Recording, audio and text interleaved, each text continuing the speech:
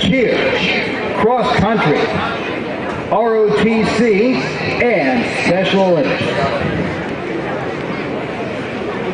At this time, we present the football seniors. Our first senior, Caleb McCarthy. Caleb was escorted by his parents, John and Christine McCarthy. Caleb plans to attend Northeastern State University and pursue a career as a mechanic. He is a 2-year letterman and has played football since first grade. He would like to thank his coaches, and a special thank you to Coach Terry Sividon, Jesse Renchley, and Tony Davis. Our next senior.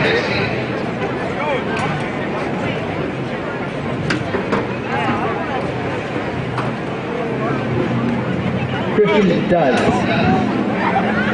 Escorted by Angel and Loretta Duz, Christian plans to attend college or a technical school and have his own business as a physical therapist.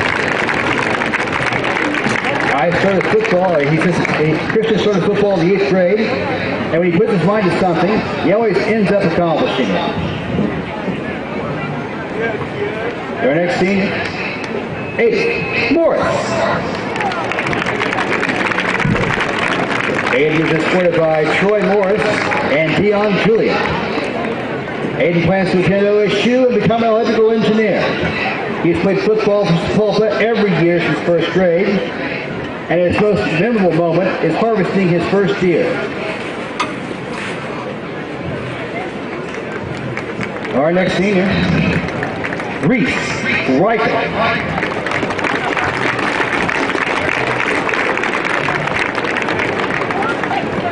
Reese is escorted by his parents, Steve and Carmen Stoddard, Russ and Brittany Riker, and sister Lincoln and Grayson. Reese plans to attend TCC and transfer to OU. He hopes to have his own business one day. Reese's memorable moment was beating Sand Springs last season. Our next senior, Corbin Jones. Corbin was escorted by Brett and Anissa Jones. Corbin wants to become a traveling nurse but hasn't decided yet on what school to attend. He is proud that his team got G4 kills in Warzone.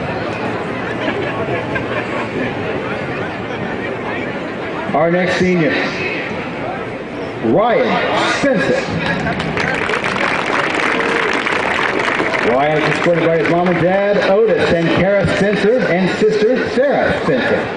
He plans to attend OSU and work in the Trauma Center as a paramedic or RN. Ryan has played football for 12 years and is a 4-year letterman and has been selected as a 2-year honorable mention academic all-conference. Our next senior, Kyle Wayne Edmondson. Kyle is escorted by Clay and Trisha Edmondson. He plans to be an entrepreneur after college. Kyle's memorable moment is when they were at Pittsburgh State and he had to do 50 push-ups for calling Coach Ford Silver Fox.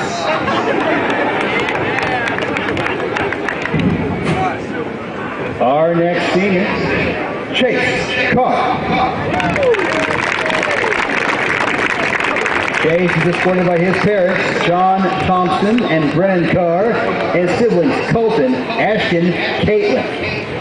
Chase plans to attend a Christian college and become a missionary in Japan. Chase's memorable moment was in the 8th grade when his prosthetic leg flew off while kicking a field goal and hit Reese Riker.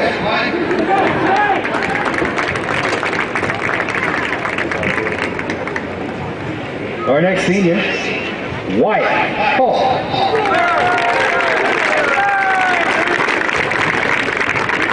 Wyatt is escorted by his parents, Cindy Harton and Jeremy Hall, and his 2 brothers, Austin and Dylan Hall.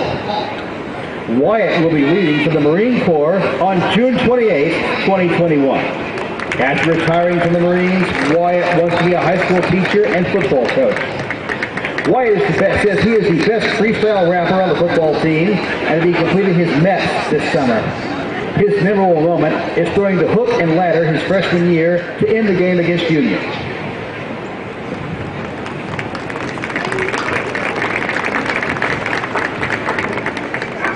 Our next senior, Kenyon Kmire. Kenyon is escorted by Scott Kmire, Amber Wells, Robin Gillian, and Bryton Lanasa.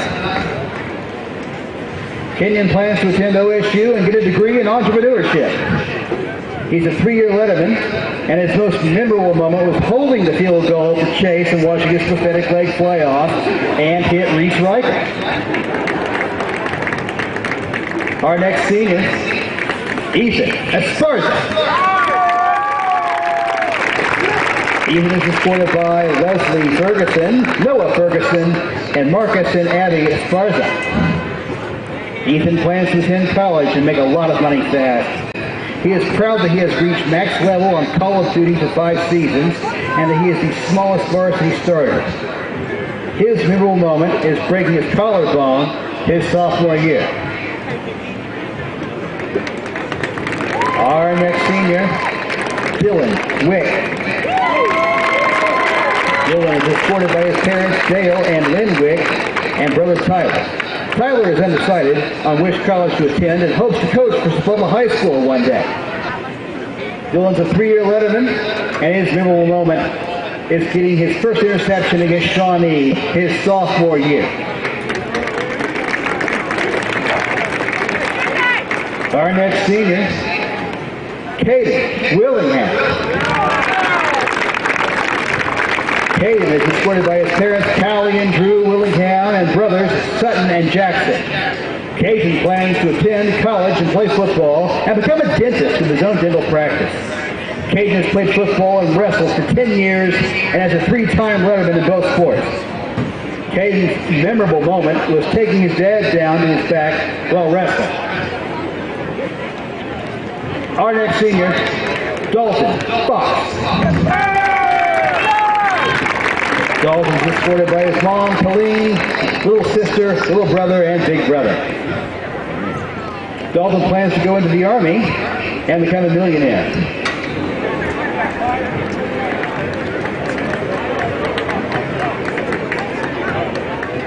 Our next senior, Brant Rensselaer. Brant is escorted by his dad, Jesse, and mom, Stacy. He's unsure what college he wants to attend, but he is proud to be the biggest person on the football team. His memorable moment was when he was playing 3rd grade football, and his head coach made him run because he was late. And the head coach was his dad who drove him to practice.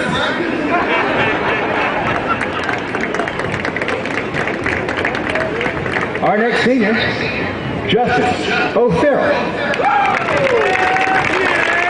Justice is escorted by his family, Heath, Amy, and Wyatt. Justice plans to attend a technical school and work in mechanical engineering or construction. Justice works hard at everything he does and never gives up. His memorable moment was shooting his first buck. Our next senior, Ethan Mosquito. Ethan is escorted by his grandpa, Andy Chisholm, and grandma, Vicki McIntosh. Ethan is undecided on future schooling and plans on becoming an entrepreneur. He has played football, basketball, and ran track since 7th grade.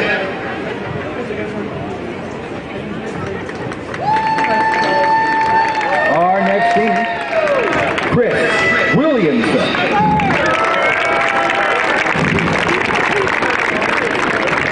Chris is escorted by his parents, Aaron and Carmesa Williamson, siblings Aaron and Mimi, and nephew Rodney. Chris plans to attend Central Tech for 1 more year and become a pipeline inspector.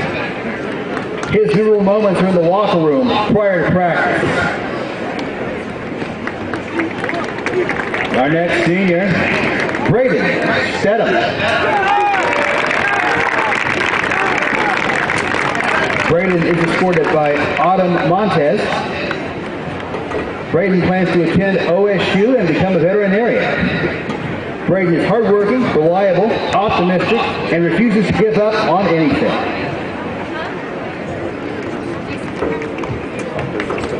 Our next senior, Dante Boykin.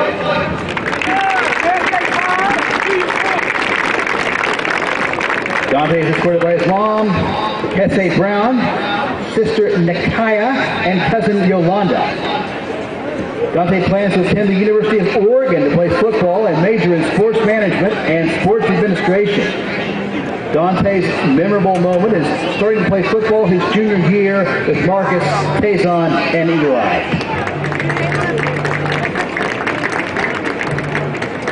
Our next senior, Tazon Taft.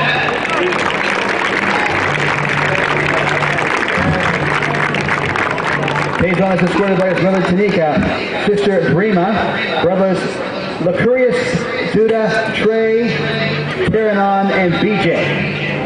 Tazon plans on going to the University of Memphis and on to the NFL or NBA. He's won 2 INFC championships with 3 appearances, and his memorable moments are playing football and basketball. Our final football senior, Jeffrey Rodriguez.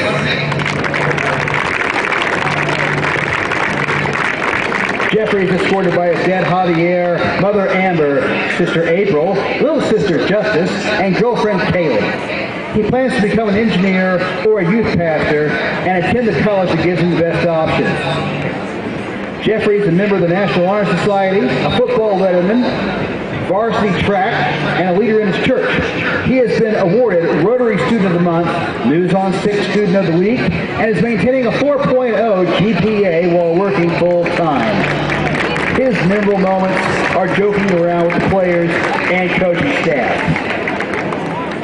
Ladies and gentlemen, your 2020 Sapulpa Chieftain football senior class.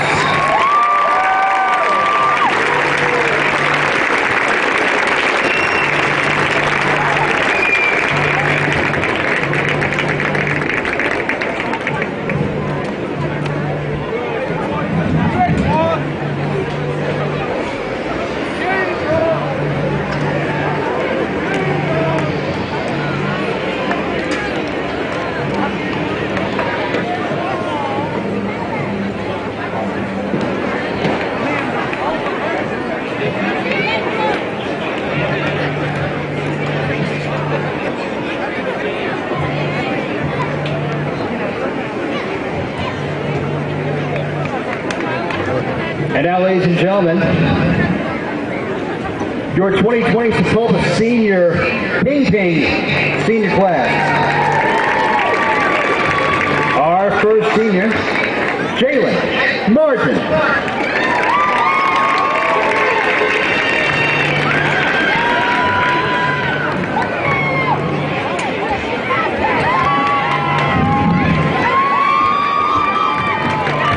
Jalen is escorted by her family, Kurt and Jennifer Martin, Jace and Mariah Martin, and Kay. Jalen plans to attend OU and become a meteorologist. He's Ping Captain, National Honor Society Executive Board member, 9-time state champion, national champion, and 2-time state solo qualifier. Jalen's memorable moment is winning Nick at state and national for the first time.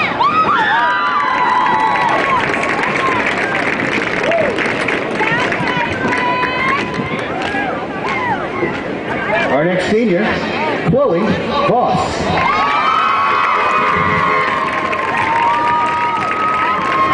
Chloe is escorted by Christina and Josh Voss. She plans to attend UCO and become a psychiatrist. Chloe, AT State placed 3rd in solo, 9-time state champion, national champion, and on the superintendent's honor roll. Her memorable moment is seeing an article about her dancing on Byte magazine.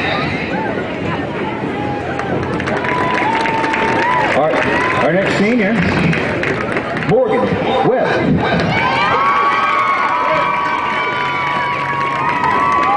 Morgan is escorted by her mother Emily, sister Bailey, and grandparents Debbie and Ron Morgan.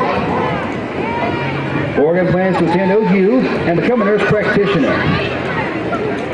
Morgan is a student council member, National Honor Society member, Ping co-captain, 9-time state champ, and national champ. Morgan's memorable moment is winning the overall highest score of the entire state competition. Our next senior, Sparks.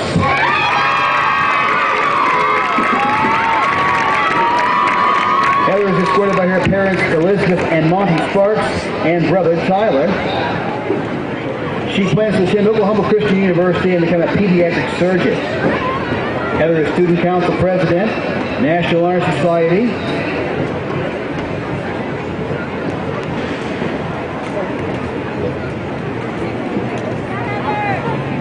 Executive Board, 9-time state champ and national champ.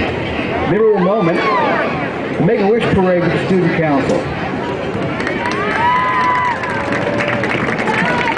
Our next senior, Ashley Johnson.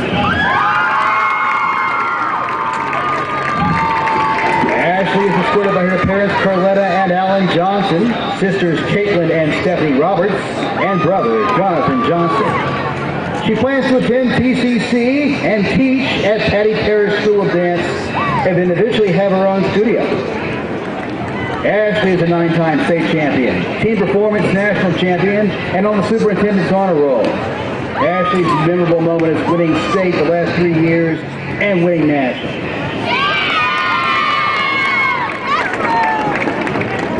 Our next senior, Demi Ernst.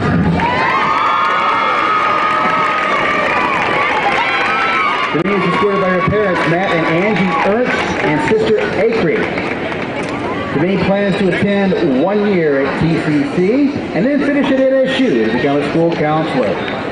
She's in National Honor Society, a 9-time state champion and a national champion. And her memorable moment was winning the national title with the Pink Pants.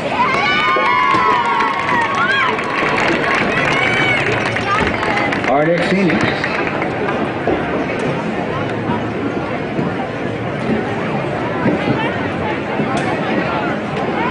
Paige Contrasor Janet, escorted by Gina Janet and Michael Janet.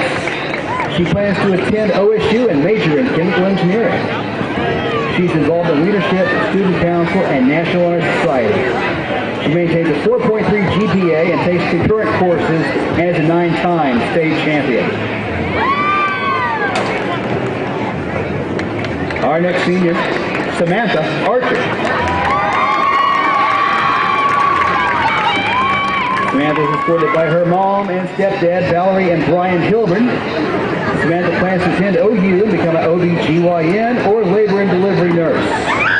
She's part of leadership, student council, taking concurrent courses, and a 9-time state champ and a national champion.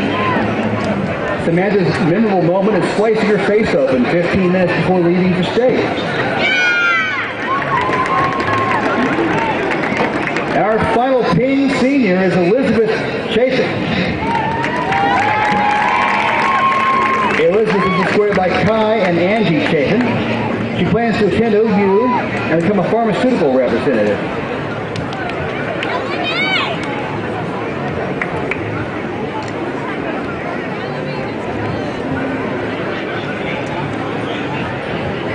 Remember, she's a member of the National Honor Society Student Council VP and Ping Ping Cub Captain. Her memorable moment, winning nationals.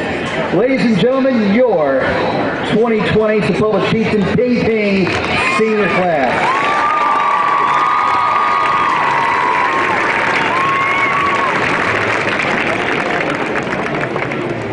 And now presenting the 2020 Sapulpa Cheerleader senior class.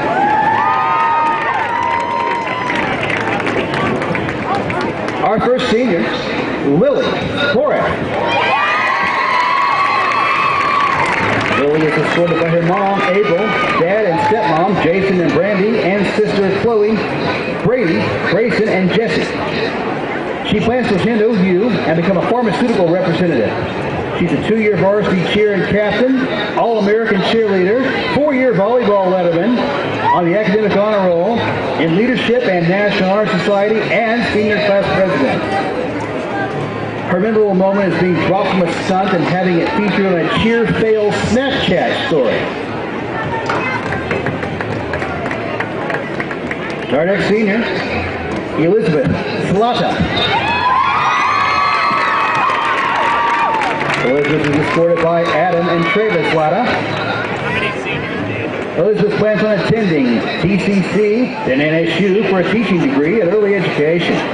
She's a cheer co-captain, 4-year letterman, junior lieutenant, and first-year ROTC cadet. Elizabeth's memorable moment is when her stunts were struggling and they encouraged each other and they hit one of their hardest stunts.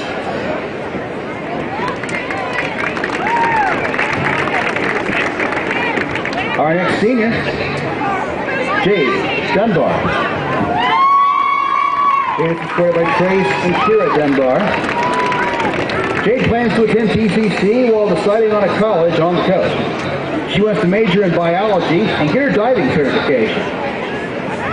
She's a 4-year varsity cheerleader, 1 year in Sapulpa, 3 at Kellyville, and her memorable moment is becoming a varsity cheerleader during a global epidemic. Our next senior, Mackenzie Beasley. Mackenzie is escorted by her mom, Mindy, and sister, Sarah Beasley, and Aunt Susan Cordet. She plans to attend OSU and become a wedding planner. She's a cheer co-captain, 4-year varsity cheerleader, choir vice president, and member of Key Club and National Honor Society. Her memorable moment, never forgetting the feeling of being on the sidelines under the stadium lights as a freshman, cheering on the varsity football team. Our next senior, Caitlin Inman.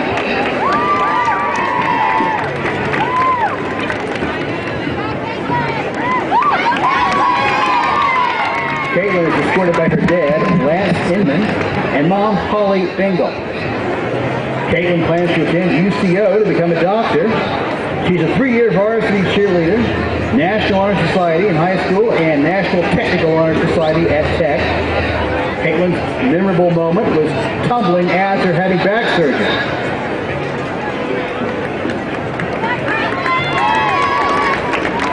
Our final cheerleading senior, Whitney Wells. Whitney is escorted by her parents, Tiffany and Chris Wells. Whitney plans to attend a prestigious college to become a pediatrician. She is a 3-year varsity letterman in cheer, honor student, National Tech honor student, holds a 3.8 grade point average, and volunteers for children. Her memorable moment was when she was dropped from a stunt, busted her lip open, and had to get 4 stitches. Ladies and gentlemen,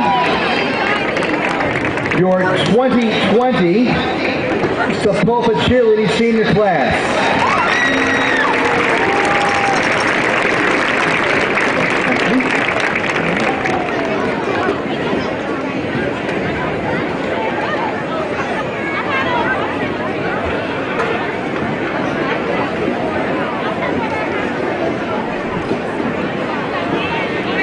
And now, your 2020 ROTC seniors. First senior, Gage Cheek.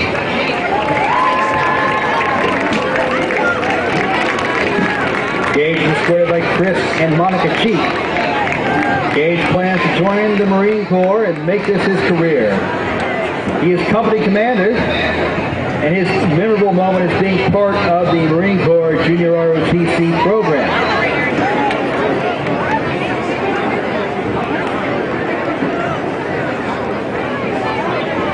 Our next senior, Drake Amanda Sandy. Drake is escorted by his parents, Pam and Matt, and siblings, Callie and Dax.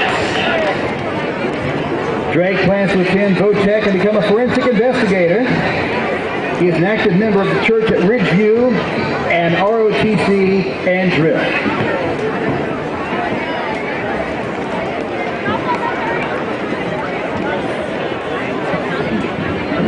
Our next senior, Vance Lake.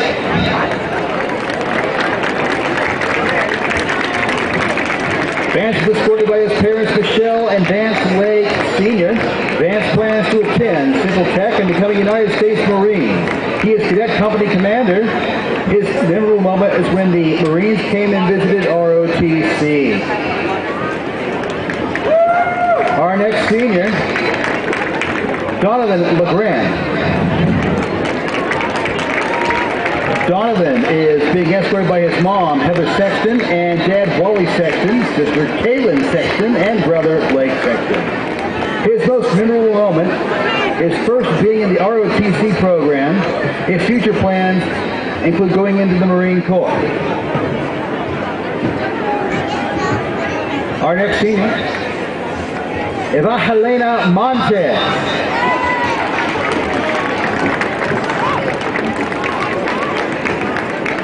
Eva Helena is escorted by Amanda Leva Tapia. She plans to attend Marine Corps boot camp and become a Marine. Eva Helena is in charge of 2 platoons in junior ROTC and has 4 years in junior ROTC. Her memorable moment, every day in ROTC and drill.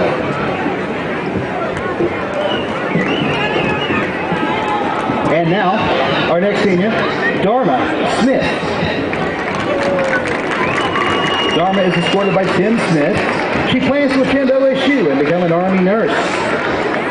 She loves taking care of people and has been in ROTC for 4 years. Her memorable moment is when Kearns, Alexander, and one other person played Twister. Our next senior, Blake Valentine. Blake is escorted by Melissa Valentine.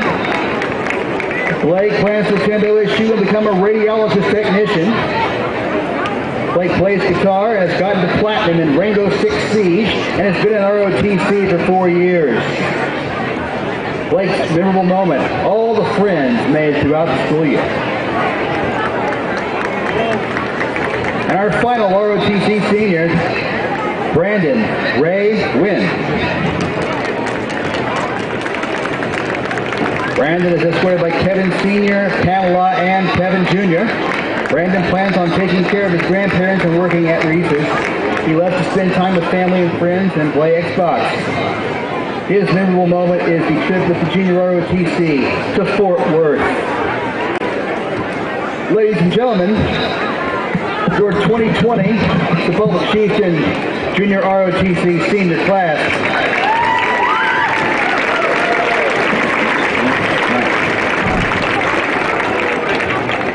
Now presenting the cross-country seniors. Our first senior, Leona Crowell. Leona is escorted by Kevin and Virginia Crowell. Leona plans to attend college and study wildlife biology or environmental science and become a wildlife biologist. Leona is President's Key Club and Spanish Club in National Honor Society, a 2-time state qualifier in cross country, and a 7-year OMTA state qualifier for piano. Leona's memorable moment is sneaking sugar packets into the coach's bag after dinner at the Olive Garden.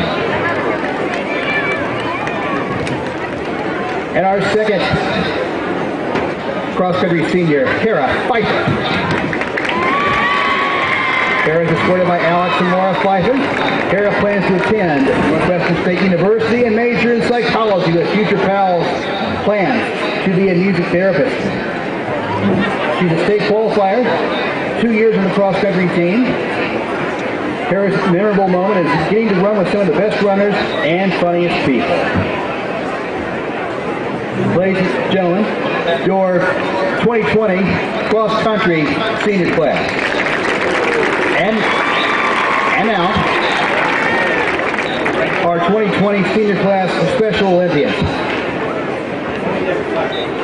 Our first Special Olympian, Gavin Clark.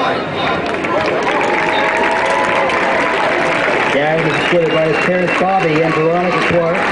Gavin plans to attend culinary school and be a chef at his own restaurant. Gavin's memorable moment is wishing that spring break would last as long as last year. And our final Special Olympian, Dylan Henry. Dylan is escorted by his mom, Susan Henry, and his sister, Casey Nelson. Dylan plans to go to work and make money and become a WWE superstar. Dylan says he's a good friend, He won a bronze medal at the Special Olympics in the 50-meter dash and softball throw. And his memorable moment is going to Special Olympics in Stillwater with his best friend, Kevin. Ladies and gentlemen, put your hands together for your 2020 Sapulpa High School Special Olympian Senior Class. And put your hands together for all the seniors and their parents who have sacrificed so much for what they do.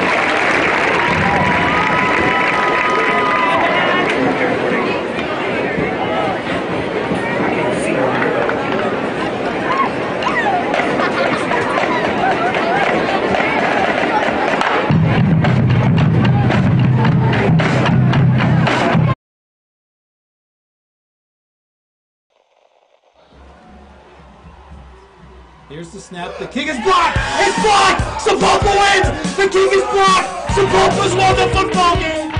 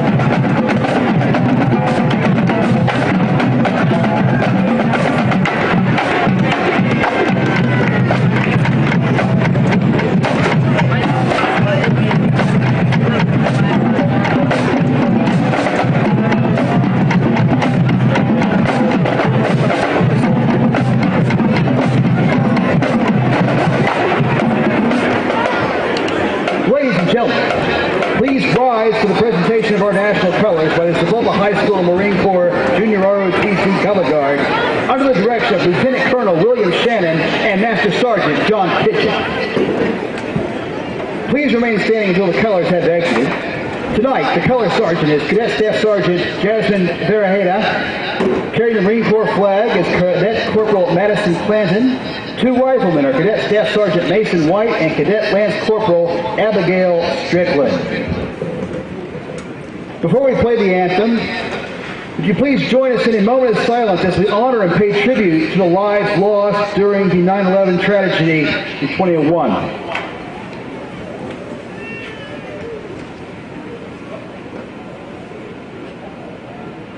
Thank you. Please remain standing for the playing of our national anthem by your Sapulpa Chieftain Marching Band.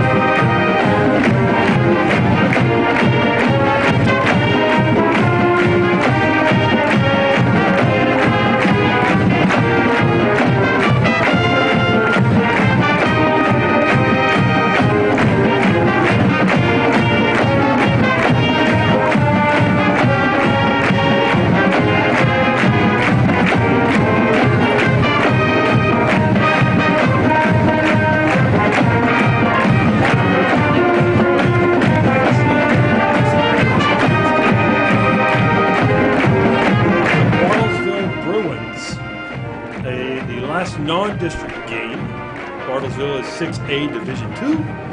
Again, Sapulpa Class 5A Division 4, District 4, excuse me. I am your voice of Sapulpa Chieftains, Todd Ogle. We are at George F. Collins Stadium. Again, as the Chieftains are playing host to Bartlesville.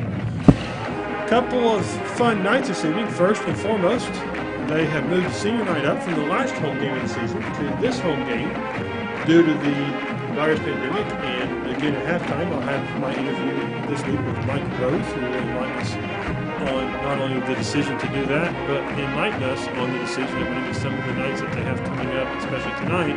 As tonight, of all days, is U.S. theme night, and partially they chose that in recognition of 9/11, the event that happened 19 years ago when the planes crashed into the Twin Towers. So we prayers go out to those families that are remembering loved ones that were lost during that tragic event 19 years ago.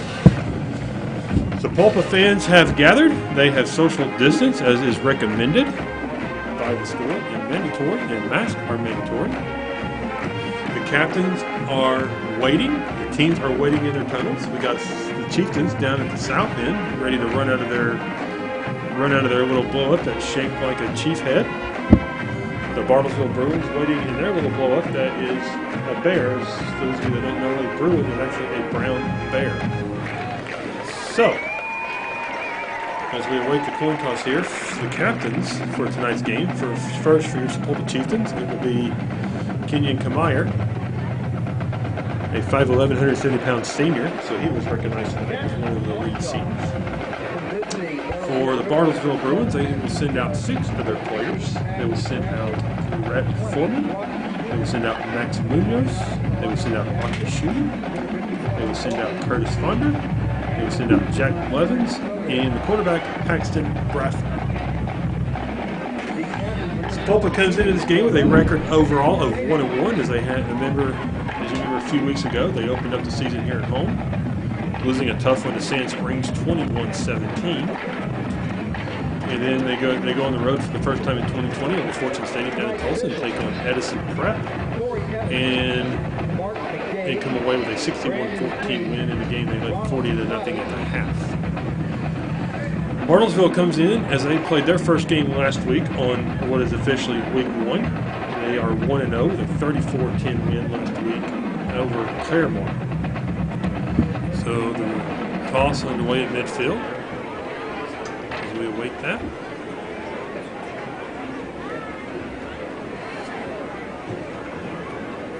This is a north-south field. It's a artificial turf. It's got the SC with SC through the arrow logo for Sapulpa Chieftains. And they got the south end zone decked out in Chieftains, the north end zone decked out with Sapulpa. White lettering, blue background on both of those end zones. The logo is blue with white outline.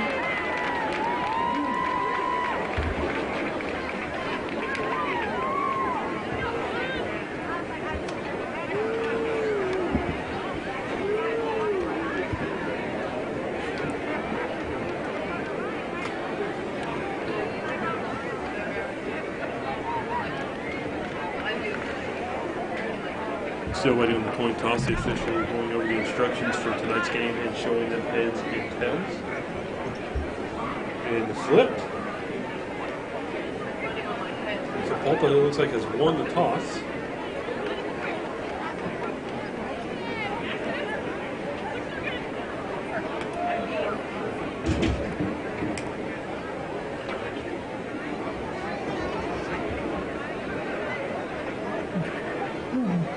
Sapulpa won, and they want to defer. Sapulpa will receive. So Sapulpa won the toss. They will defer their option to the second half. Bartlesville will take the football, and Bartlesville will defend the south. Excuse me, they will defend the north goal. So they'll go left to right on your radio dial here in the first quarter. Sapulpa will be going left to right in the first quarter.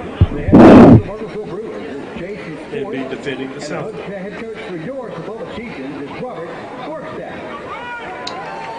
And the captains make their way back to their respective team tunnels. As you heard Coach Ward at the top of the thing, if you caught us a little bit early, he previewed a little bit last week. He was very happy with the way his team came out, the way they were focused, and they could easily hung their head losing a big rival game like that. But they kept their heads up. He said they worked hard, and that hard work paid off as they corrected some of the mistakes they made in that first game. The first game, they, of course, like we talked about, they had like 3 turnovers inside the 20. Well, last week they took advantage of those opportunities at 20, and not only did they get points this time, but they catch those opportunities into touchdowns and didn't set up for field goals. As both teams come onto the field, Bartlesville comes from the north and goes to the east sideline. Sapulpa comes from the south and comes to the west sideline. As we await this kickoff. Glad you're joining us, wherever you're joining us from, whether it's the Sapulpa area, the Tulsa area. Again, the rain has come and the rain has cleared, so it's cloudy skies. Roughly about 66 degrees. Going to be dipping down to the low 60s by the time this game is over. Flag at half-staff, again in honor of 9/11. Trying to convince that happened 19 years ago. And it is at a dead still. There is no wind. So wind should not be a factor this evening. Bartlesville comes onto the field and lines up to take the football back deep for Bartlesville.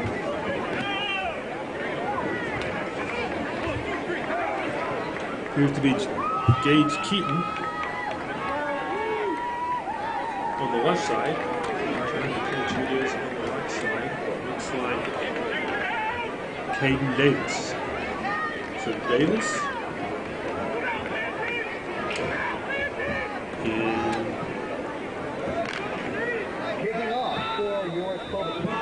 Davis, the winners. Looks like back to receive Bartlesville. Sapulpa to kick. And here's the kick delivered by Terry Gaddis. And it's taken by an up back at the 25, and he's going to rush his way up to around the 30-yard line, and that's where the Bartlesville Bruins will start the first drive of this ball game. They'll start 1st and 10 at their own 30-yard line, so about a 5-yard return. Unable to catch who the up back is. Bartlesville 30-yard line. Bruins take over 1st and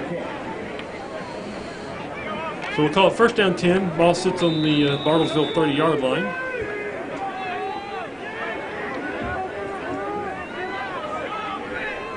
Bradford lines up shotgun, has his running back to the left.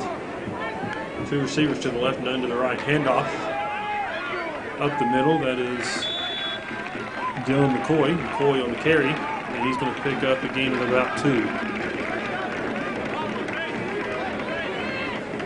Dylan McCoy with the carry. So we'll say 2nd down 8. Ball sits on about the 32-yard line.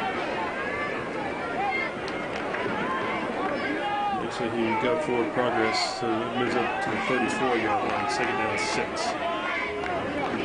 Bradford takes the snap, handoff again to McCoy.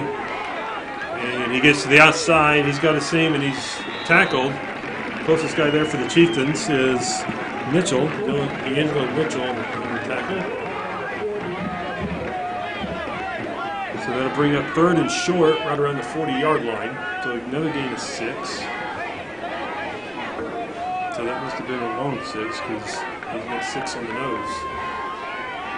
It brings up 3rd and short anyway from around the 40-yard line. Bartlesville comes out shotgun. Running back this time goes to the left. 2 receivers to the left, 1 to the right. Man in motion right to left. Handoff to McCoy. No, fake by Bradford. And he's going to have enough for the Bruins' 1st down. So minimal gain, but enough to move the chains. So their first down of the evening.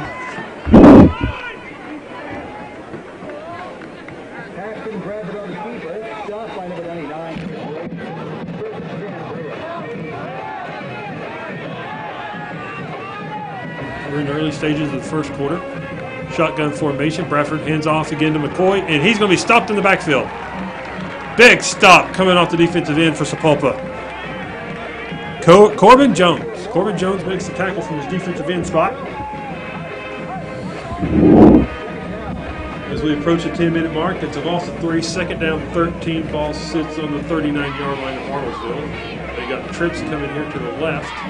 One receiver to the top of the right. Running back to the left of Bradford.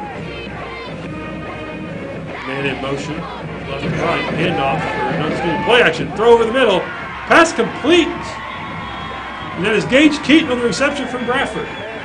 So it's another Bruin first down off the play action. And it looks like they're going to try to run a little hurry up here as they get their signals from the sideline. So moving right down the field here, they chopped it down into the Chieftain territory. So the ball now sits on the Chieftain 42-yard line. Two receivers to the right, one to the left. Bradford takes the snap out of shotgun. Handoff. Up the middle, that's Davis on the carry. He's got a seam. He's inside the 20 and knocked out of bounds about the 15-yard line. So another Bruins first down. And outside of that one stop in the backfield by Corbin Jones, the Bruins having their way here on the first drive of the quarter.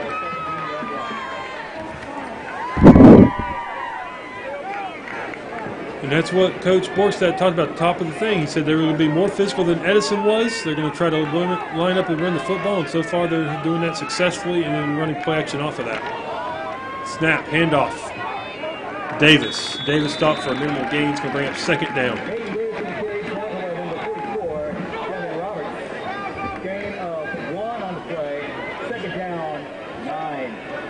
So we'll call it second down 10 from the 17. Again, it looks like minimal gain.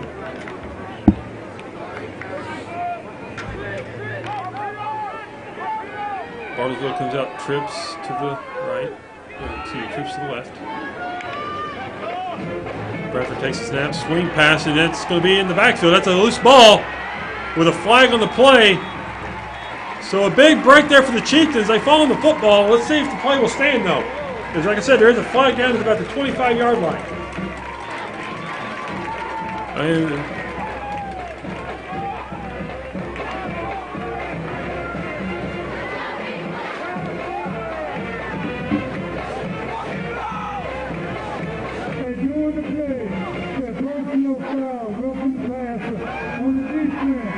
And the play will not stand. It's a 15-yard penalty, roughing the passer on the Chieftains. So what looked like to be a big momentum swing gives Bartlesville a break. So Bartlesville is going to have an automatic first down. It's going to be half the distance to the goal. So the ball should be on about the 8-yard line when we resume possession here. 8:18 to go, first quarter. Still no score, but the Bruins are threatening in Chieftain territory, deep in Chieftain territory. Bradford comes out shotgun, got his running back to the left. He's got two receivers to the right. Again, Bartlesville going left to right on your radio dial.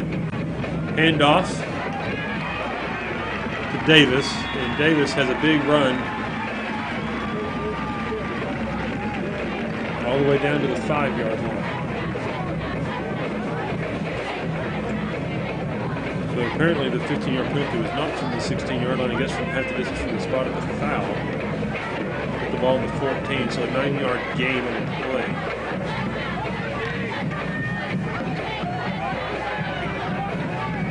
Anyway, ball sits on the Chieftain 5-yard line. Bradford takes a snap.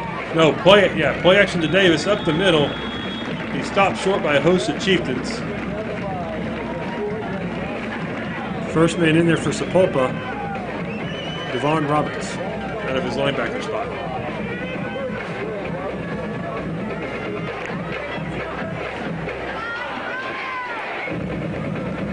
Bartlesville comes out in a pistol formation look, two receivers down to the right.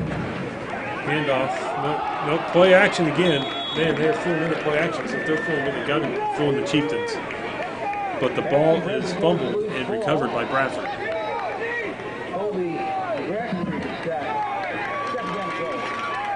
So loss of 3, second down goal from the 6. So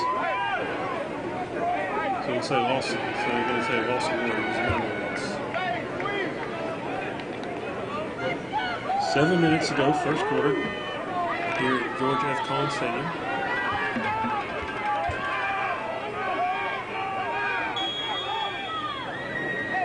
And Now we have a timeout on the field. So Bartlesville, with 6:51 to go in the first quarter, has taken their first timeout of the half. We're going to take it with them. We'll be right back after this break in 30 seconds. Ladies and gentlemen, may I have your attention, please? Hanja Johnson, you have come down to the ticket booth. We have your wallet. Hanja Johnson. Thank you. Thank you. At TCCU Federal Credit Union, we put on winter service. We're celebrating 85 years of providing great services and rates. Stop by TCCU's program to find out more. TCCU Federal Credit Union, federally insured by NCUA. Fans and cheerleaders for the Sapulpa football game day program. Programs are sold on the west side of the stadium tonight. You can get yours at the ticket gate. The cost is $5 per program. The proceeds go to the Touchdown Club.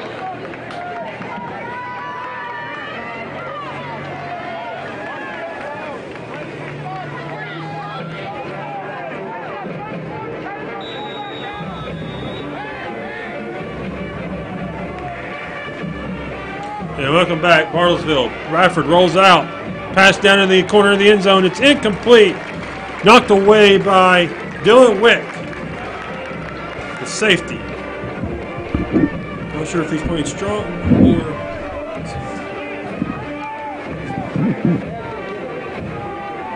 Not sure if he's strong or free safety, but nonetheless he is playing a safety position. He knocks the ball down. So 3rd and goal for the Bruins.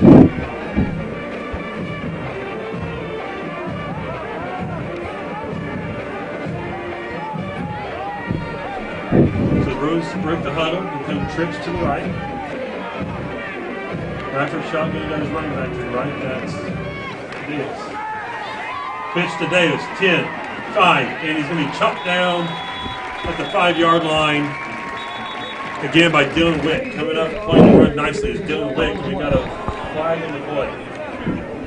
The officials confirm.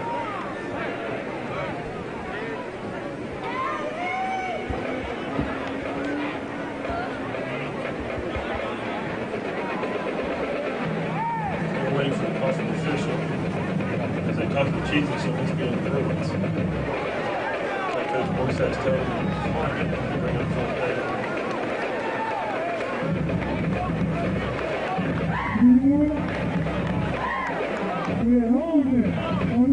So holding on the Bruins, declined by the Chieftains.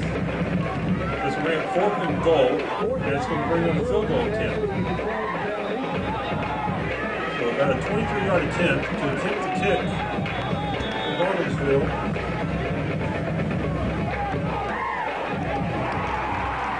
It's Dylan McCoy, and the kick is blocked. Ball is live. Sapulpa's got it. Knocked out of bounds just outside the 10-yard line. On the run was Willingham.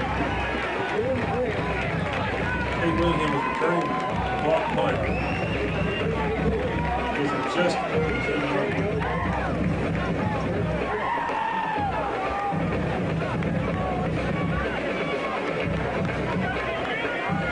6:29 plays still in the first quarter.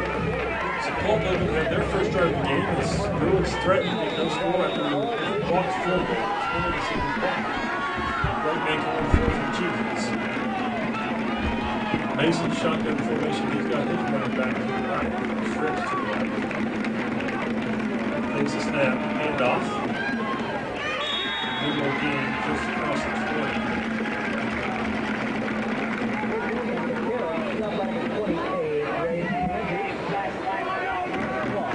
Willingham on the carry.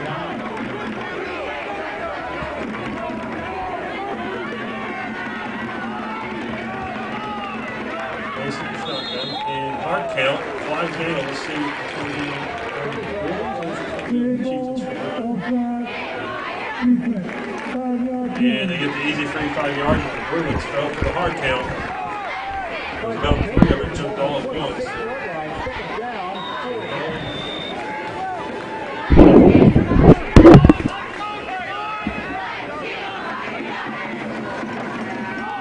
Hand off to Willingham.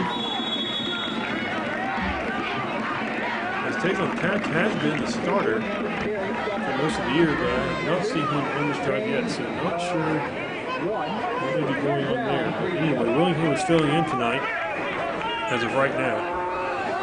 Mason in the shotgun. He's got Willingham to the right, Trips to the right still.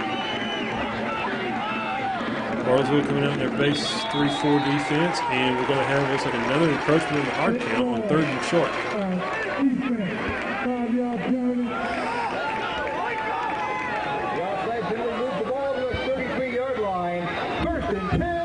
So that was the nose tackle, Colton Green, that came across the line.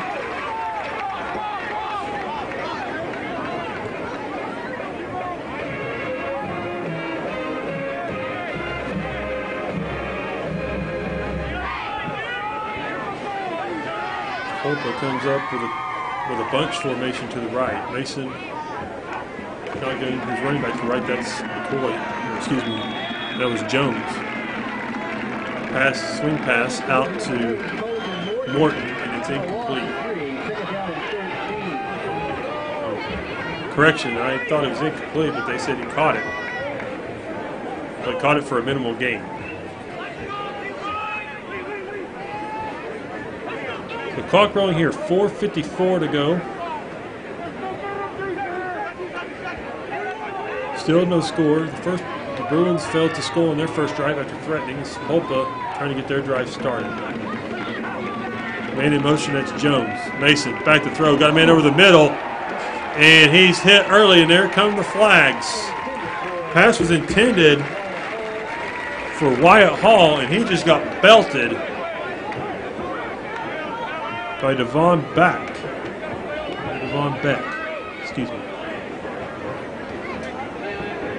The free safety, and the flags came flying, so we're going to have 15 yards for pass interference. Pass interference on the defense. That is 15 yards from the previous stop.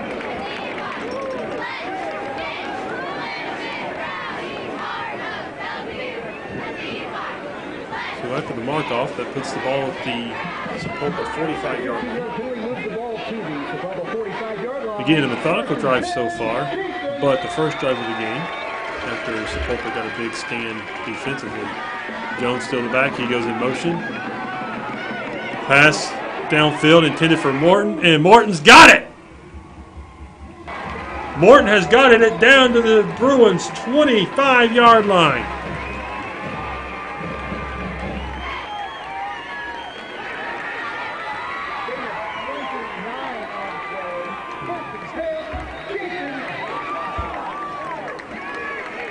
So the ball rests at the Chieftains' 26-yard line.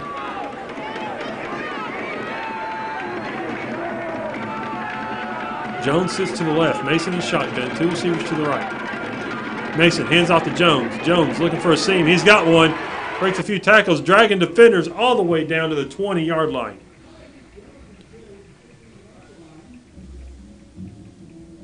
Inside the 20, down to the 15. Hurry up formation, Sapulpa. Mason, shotgun. Jones to the left. Jones takes the handoff again, going up the middle. So another first down after the big run by Jones. So the Chieftains have something going here with 3:50 to play in the first quarter. Mason, shotgun. Jones to the left. 2 receivers to the right. Jones takes the handoff, running the sweep to the right. Going to get outside. He breaks a tackle, and he's all the way down to the 5-yard line. About a 9-yard gain on the play.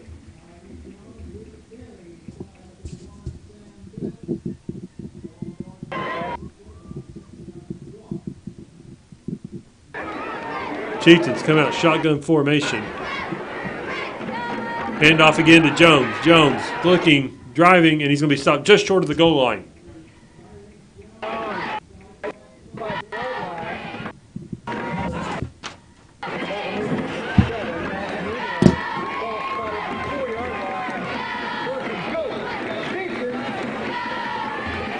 The ball rests on the 3-yard line. 3 minutes to go in the first quarter.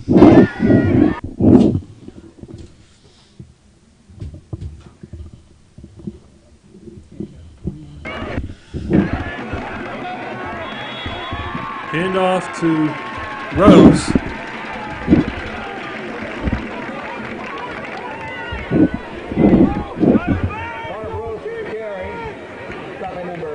and he's stopped.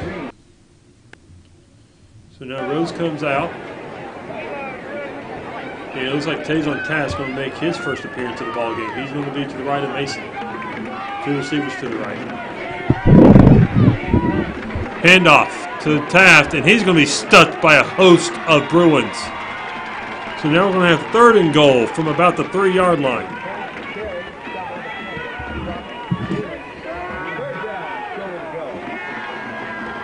Clock rolling here in the first quarter, 2 minutes to go. They will give him progress, and they're going to give him the 1-yard line. So third and goal from the 1. And now here comes Sapulpa in their power formation. Mason's going to go under center, Taft the deep back. Mackey the fullback, and it goes to, not sure if that was a handoff to Mackey or a quarterback sneak. Nonetheless, it's a touchdown, Chieftains!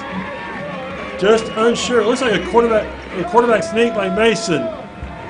So with 1:44 to go in the quarter, the Chieftains are on the board after getting a big defensive stop. So they did not let the penalty affect them on defense. They made the stop, forced the field goal. The field goal was blocked, and they go right down the field. On to attempt the extra point is Tobar. The kick by Tobar is good. So with 1:44 to go in the first quarter, the Chieftains lead the Bruins from Bartlesville 7-0. We'll be right back right here on your home for sports, the Sports, and your home for ESPN Radio and Sapulpa Chieftains football. Thank you, 30. If you remember that. How's it sounding?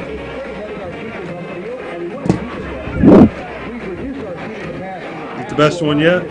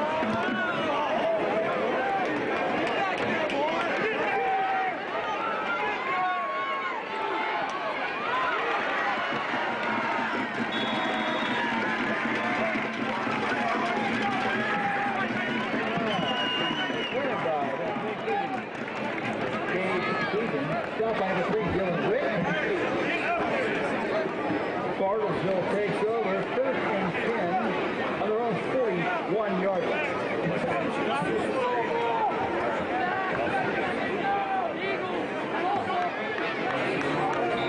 Bartlesville getting their instructions from the sideline in a team huddle. Sapulpa already lined up to play defense. 1:36 to go in the quarter. Again, the Chieftains just struck, if you're just joining us, to take a 7-0 lead here late in the first quarter.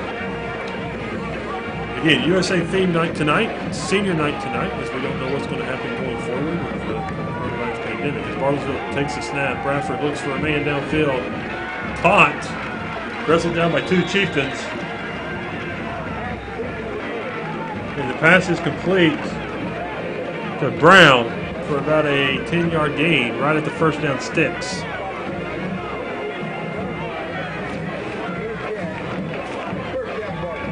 So the Bruins have a first down and 10. Ball just like that sitting at the Sapulpa Chieftain 49-yard line. Bradford shotgun, one receiver to the right, 2 down here to the left on the near sideline. Handoff. Waiting to see who was on the carry there. It's about a 5 or 6 yard gain there. Appears it was Munoz. Munoz for the Bruins on the carry. Bartlesville huddles up. They got the one receiver to the left, 2 to the right. The team breaks the huddle. McCoy goes to the left of Bradford. Play action, pass. And some miscommunication there as the ball sails way over the head of the intended receiver, Munoz. So now it's going to bring up 2nd down with 40 seconds to go in the quarter. Again, the Chieftains lead 7-0 after taking their first drive down to the end zone on a methodical drive.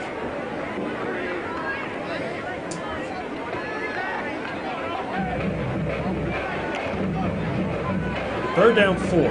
Ball rests on the Sapulpa 43-yard line. Bartlesville has the ball. Again, this is the final non-district game, so this game does not count towards playoff implications. But most important nonetheless because it's the next one on the schedule. And the helmet comes off of Bradford as he scrambles. He's going to have a gain of about 8, and it's going to be enough for another Bruins first down. And because the helmet came off, Bradford's got to come out for a gain. So the quarterback for at least one play is going to be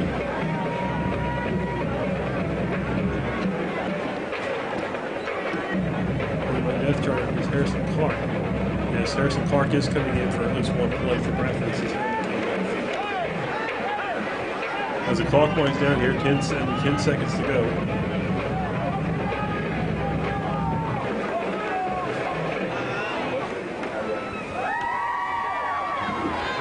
Clark and shotgun. I think they're just going to just let the clock run away. So I think they're still going to have to run a play before the quarterback can come back in. But we'll find that out on the other side. At the end of 1, it's your Sapulpa Chieftains 7. It's the Bartlesville Bruins nothing. We'll be back.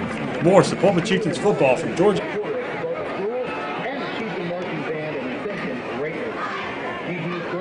And Sapulpa Chieftains football.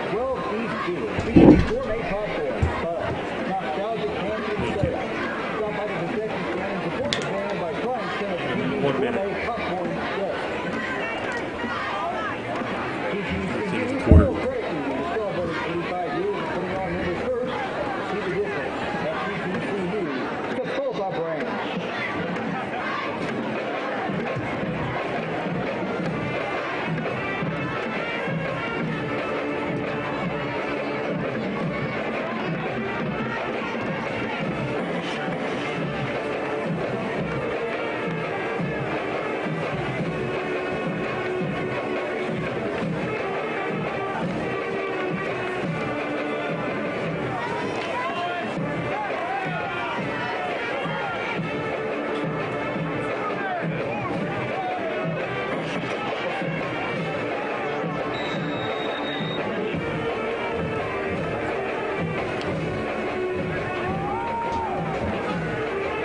And we welcome you back as we begin the second quarter here at George F. Collins Stadium. I am the voice of the Chieftains, Todd Ogle.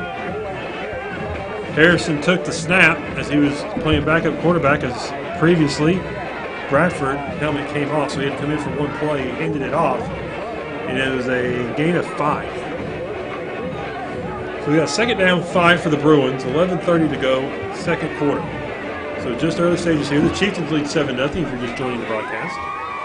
I am Todd Ogle. I've been with you all year long. This is game 3 of the season, week 2 officially of the season, as Bradford checks back in, play action, runs it up, sneaks it up the middle, near the first down. We'll see if they give it to him.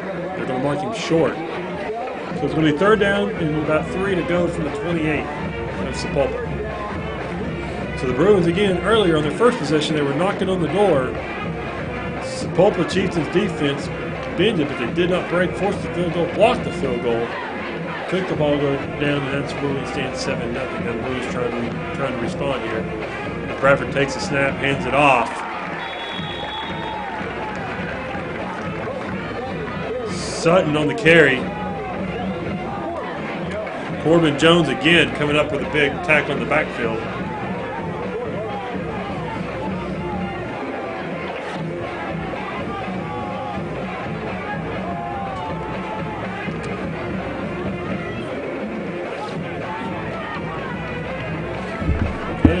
Territory, 4th and 5 going to go for it. Bradford takes a snap, and we got a flag before the play gets underway. So Bartlesville gets flagged for a false start, so that's going to back them up 5 yards. So that's going to now make it 4th and 9 from the 35. So now let's see if it's still no man's territory. Too far for a field goal, too short to punt. They should try to play field position game and put them inside the 20. And the Bruins are still going to like to go for it as of right now. Let's see if they try to do a hard count. Play clock at 15. Bradford takes a snap. He's got a man over the middle down the field. Pass bobbled and dropped. That pass was intended for Keaton.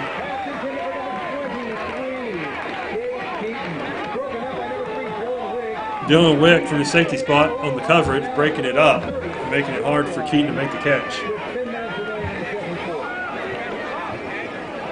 So 10 minutes even to go here until halftime. Remember this, if you're just joining the broadcast, this is a special night at Sapulpa Chieftains High School campus, George F. Ponce campus at Sapulpa High School. It's their USA themed night on 9/11 as well as senior night. And coming up at the half, we'll have an interview with Mike Rose reminding us on how they came up with this theme, so what they got coming up going forward and why they chose to move up senior night from the last home game of the year to tonight, the second home. As the play for the Chieftains goes to minimal gain, Mason comes shotgun, got two to the left, two down here to the right. His running back stands to his left as they go left to right on the radio dial over the switch.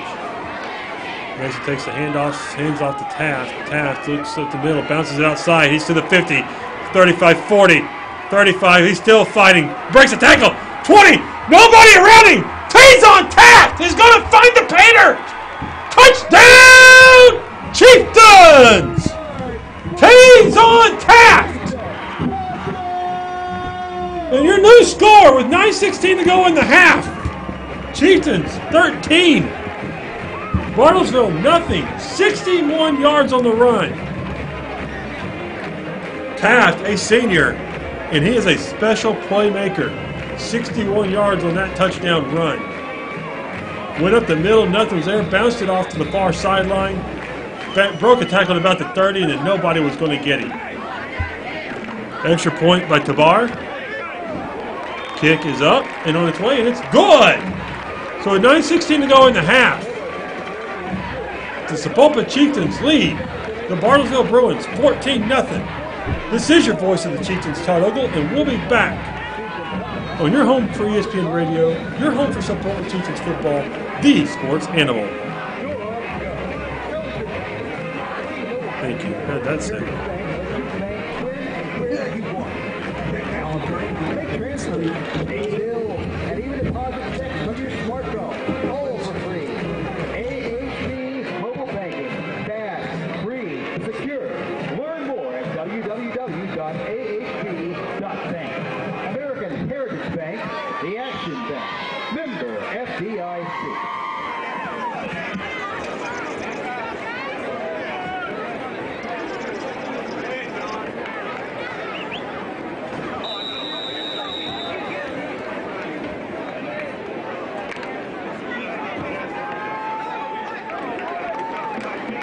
This is the voice of Sapulpa Chieftains, Todd Ogle. We're at George F. Collins Stadium on senior night on the campus of Sapulpa High School.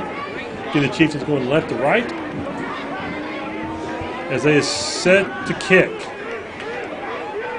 Ball taken about the 25. That's going to be taken by Davis. Davis looking for a seam on the outside on the far sideline, and he's going to be dropped at about the 30-yard line. So about a 5-yard gain. But it feels like he ran about 15 just to get to the other side of the field. So again, if you're just joining the broadcast, we're in the second quarter, 9:07 to go. Taves on tap just capped off the second drive of the night for the Chieftains with a 61-yard touchdown run. To make your score, the Chieftains 14 after the extra point. The Bruins nothing. The Bruins at Bartlesville. Bartlesville going to come out. They're going to send two to the left, two receivers to the right. Running back to the left of Bradford. Bradford takes the snap and play is blown dead.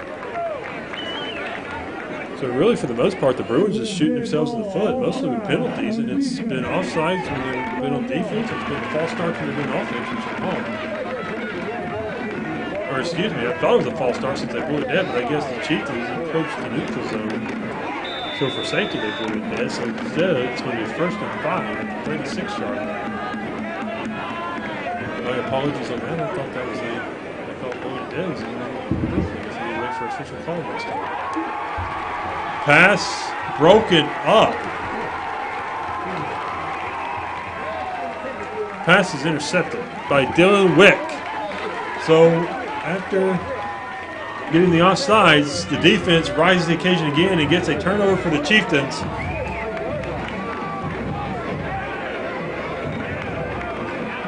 As that was a blip. I did not see that ball at all, unfortunately. I was corrected by my statistician tonight, Scott Stevenson, that was intercepted by Dylan Wick. So Chieftains with great field position here, just sitting just inside the 45-yard line. Mason comes out shotgun formation. 2 receivers to the left, 2 to the right.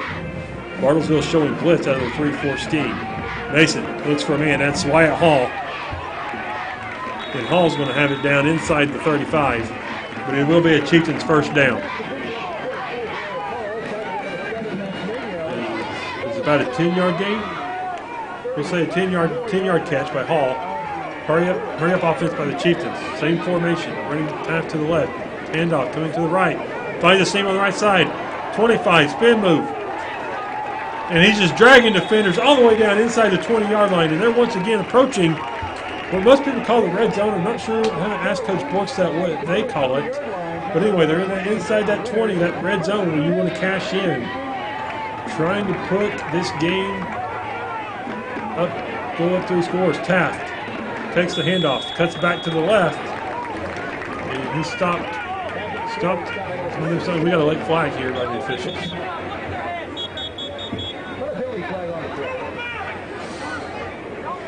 Let's see what this late flag is going to be. 8:19 to go in the half. Chieftains lead 14-0 and knocking on the door again after a Dylan Wick interception.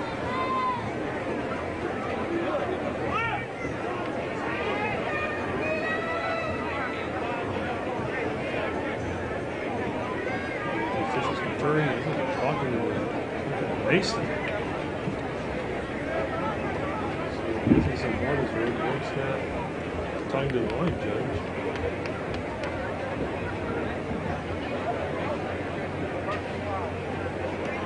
Coach Brooks sat in his 5th year at the helm of the Sapulpa Chieftains football program. That was a dead ball, illegal substitution on the defense. So it's a dead ball, illegal substitution against Bartlesville.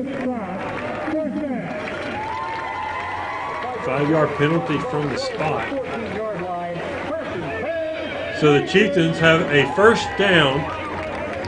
Ball resting on about the 15-yard line of the right hash. Again, if you're just joining the broadcast, this is your voice of the Chieftains, Todd Oak.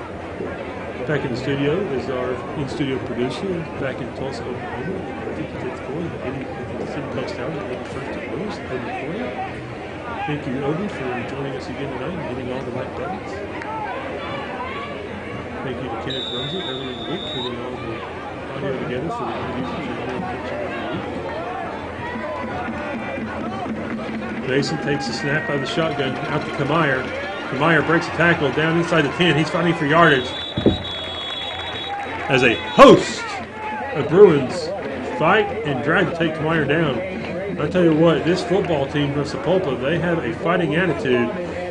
And with it being senior night, we talked with Borks earlier in the week, and you heard it if you joined us a little early at the top of the hour. And he talked about this class, how this class has been with it from the beginning, and how they've changed the culture with their leadership, how they practice, how they work, how they lift weights. And we got a timeout, Bartlesville.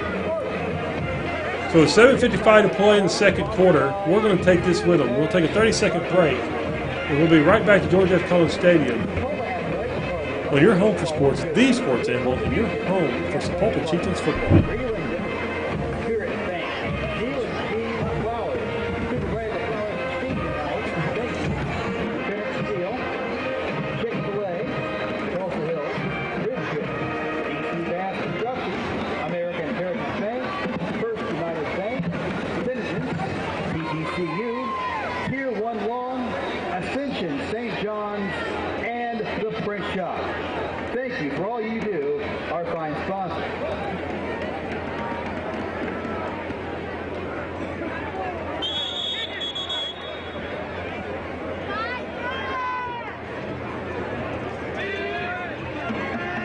For sports, the sports animal, home for ESPN Radio, AM 1550, 59.9, and This is Sapulpa Chieftains football. I'm your voice of the Chieftains title. Mason takes shotgun, handoff Taft, right up the middle. Nobody touches him as he walks into the end zone. Touchdown, Chieftains! So it's 7:51 to go in the half. Your new score, the Sapulpa Chieftains 20, the Bartlesville Bruins nothing on senior night at George F. Collins Stadium. As the extra point is pending, Kamire to hold, Kabar to attempt.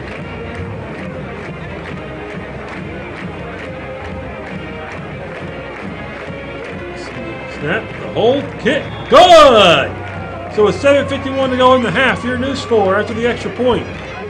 The Chieftains lead 21-0 over the Bruins from Bartlesville. We'll be right back with more Chieftains football on your home for sports, the Sports Animal, the home of ESPN Radio.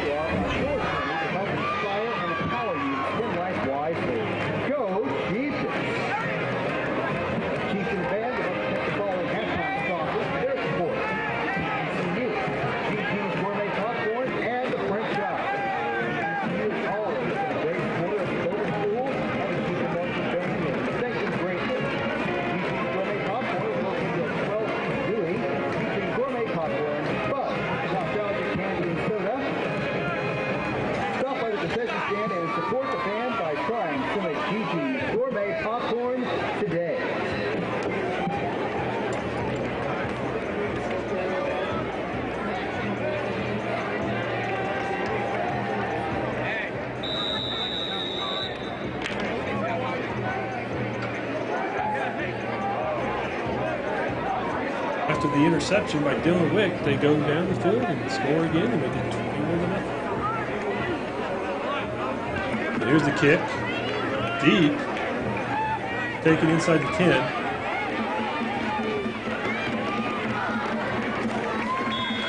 And out to just short of 30, about the 28. On the return was Nick Folks. Folks on the return.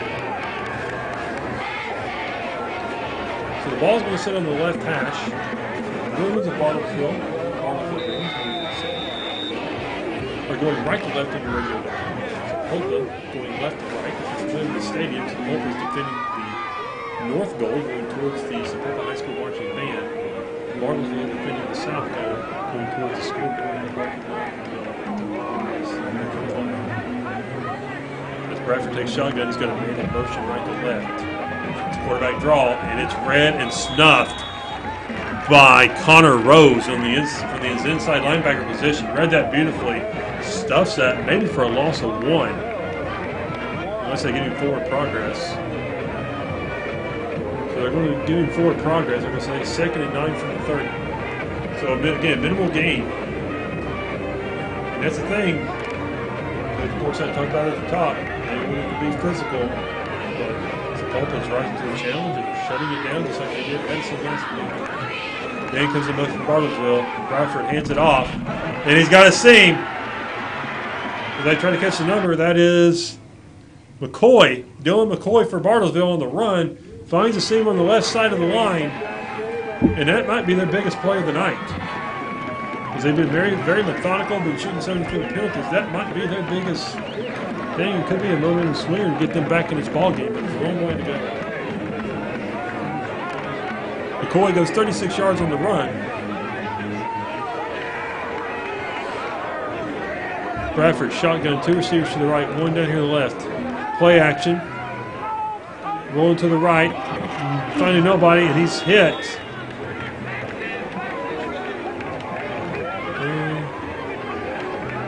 Not sure who made the first contact for Sapulpa, but it is a minimal gain by Bradford. As the clock ticks. Again, it is the USA theme night on 9/11 here at George F. Collins Stadium. More importantly, senior night as the seniors are recognized. The pom-pom team, the cheerleaders, the football team, junior ROTC all recognized. The band at halftime will be recognized. Hand off to McCoy. McCoy fighting. He's near the first down. And it's going to depend if it's a left foot or a right foot spot. And Looks like they're going to say he's just short. He's right at the sticks, but I guess just about a half yard or so short. So third down, we're going to call it a short one. Ball resting on the right hash at the Sapulpa 25-yard line as the Bruins threaten again. They were down here earlier, had to settle for a field goal that was blocked. This is their third. As Bradford fakes it to McCoy, he's got a seam. He leaps over a defender. He's inside the 5, fighting, and he's on the far sideline, and it is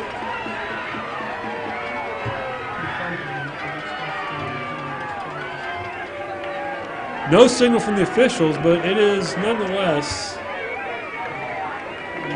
24-yard run by Bradford, and the ball's going to rest about the 1-yard line. So the Bruins getting exactly what they need, down 21-0, knocking on the doorstep. Try to get this back to a 2-score game. Handoff to Davis. And Davis is in for the touchdown. So your new score with 5:14 to go in the half. Sapulpa Chieftains, 4-21. Hitting the PAT, it's 21-6.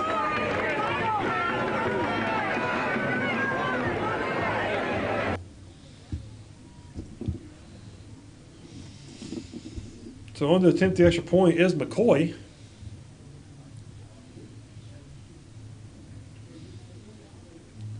High snap, but he gets it down. Kick is good, and that was Bradford on the hold. So a beautiful hold by Bradford. He takes the high snap, gets it down. The extra point's through the upright. So your new score with 5:14 to go in the half. The Chieftains 21, the Bruins 7.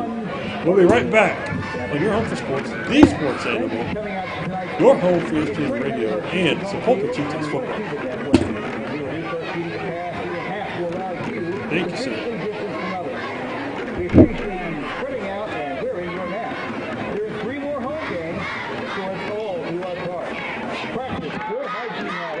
Maintain 6 feet distance and wear a mask around others. Think green, act green. Thank you.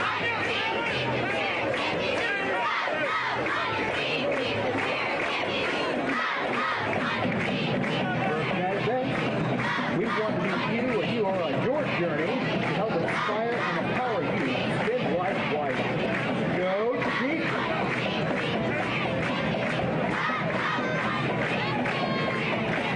Hitting all the right buttons. For Obi, we thank you again for being with us each and every Friday night.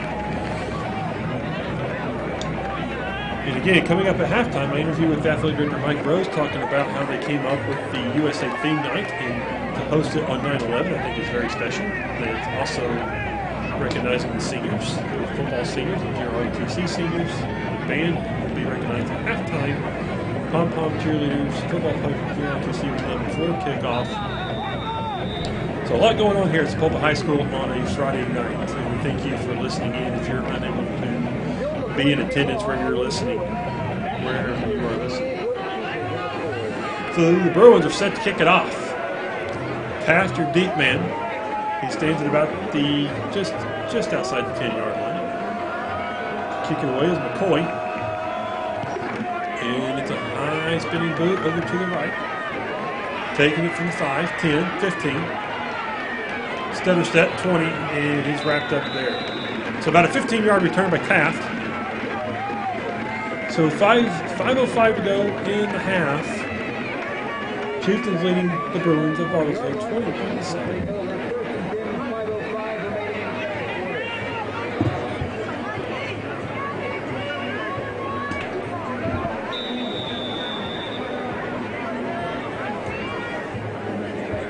So they get final instructions from the Sapulpa Chieftain coaching staff. Mason coming in. Mason, the last one on the field. Taft will be in lineup to the left of Mason. 4 receivers, 2 left, 2 on the right. Taft goes in motion left to right. Comes back underneath the Kmire on the other side. It'll be a minimal gain on the tackle for the Bartlesville Bruins is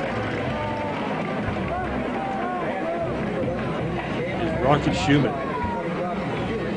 So Rocky Schumann comes up from his linebacker spot and makes the play. The gain will go on second down 9. Mason takes the snap. Handoff Taft going left, going right to left. He's got a seam 30. Bleep, and he's going to be dropped at the 35. Late flag on the play. Tays on Taft. Quite the athlete. He's already got a 61-yard touchdown tonight. Early on, wasn't sure if he was even going to play because he did not start out. He was not the starting tailback. Finally came in after a little on the rotations. And he's been in ever since, and he's been making play after play from that running back spot.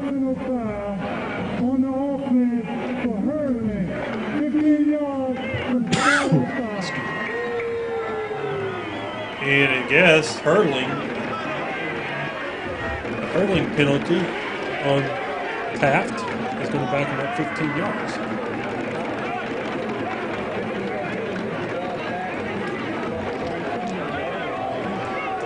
Mason, shotgun formation. So facing second down and 12 from their own 18. And they go hard count, and they draw the Bruins offsides, it appears. But I've been wrong before. And that's what the referee calls, offsides on the Bruins. So they get 5 of those yards back. It's going to bring up second down 7 at the 23-yard line of Bartlesville. Or excuse me, Chieftains at their own 23. Handoff goes to Taft, coming right to left across the formation. He's got a seam 30, 35, still fighting for yards, and he's doing right there about the 40-yard line. So about a 17-yard gain. It's going to be enough for a Chieftains first down. Man, I love watching that kid run. And he's got the stutter step. He lets the play develop. Just a beautiful sight to behold. Mason, shotgun. Receivers to the left, receivers to the right, Taft to the left, and we get the audible from the sidelines. Handoff Taft, this time going left to right. He's looking for a seam on the outside. And he's going to be wrapped up after about a gain of 5. So it's going to be second down, 6. Ball's going to rest on the 45-yard line. As we tick away here in the late stages, second quarter, 3:20 and rolling. The Chieftains lead the Bartlesville Bruins 21-7 on senior night. We're on the campus of Sapulpa High School, Georgia Stadium. Chieftains going left, right back. Mason hands it off. This time, handoff goes to Boykin. Give Taft a breather because he's been good at all. 61 touchdowns. So he gets a little rest on the sideline, gets a little water to hydrate, and Boykin takes it for a 2-yard gain, pushes it up to the Chieftain 47-yard line. The ball sits right in the middle of the field. 2 receivers to the left, 2 receivers to the right. Boykin again takes the handoff from Mason.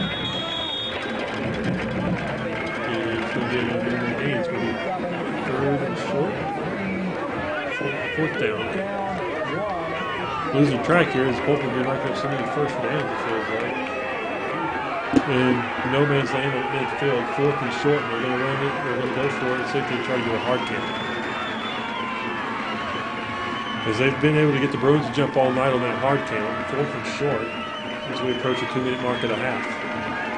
Mason still getting signals from the sideline. 20 seconds showing on the play clock, so still plenty of time to get the play off. Mason takes the snap, and there's the hard count, and they get him again. The Bruins are biting on that hard count. That's going to give the Chieftains an automatic first down. So 1:51 to play in the half. The Chieftains get a new set of downs with a 21-7 lead, and Taft checking back into the ballgame. Taft checks in. Mitchell checking in for the Chieftains.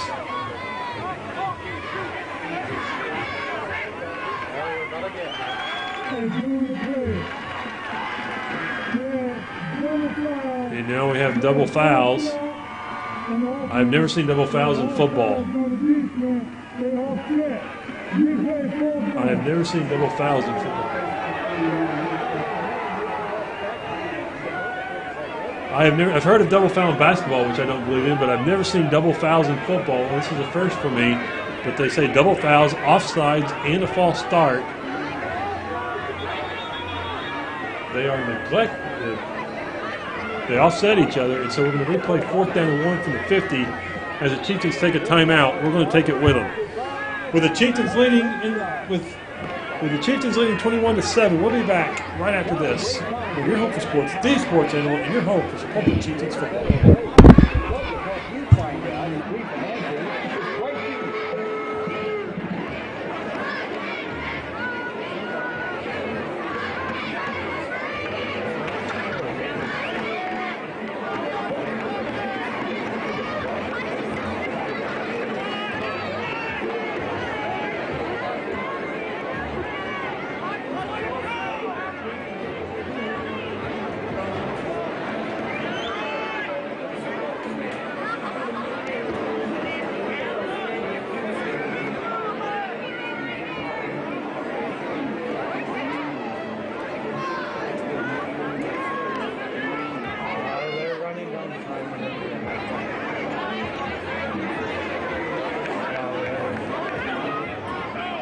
Honoring the seniors tonight as they play host to the Bartlesville Bruins, and we just had a first that I've witnessed. We had double penalties, and offsides on Bartlesville, false start on the Chieftains, penalties offset.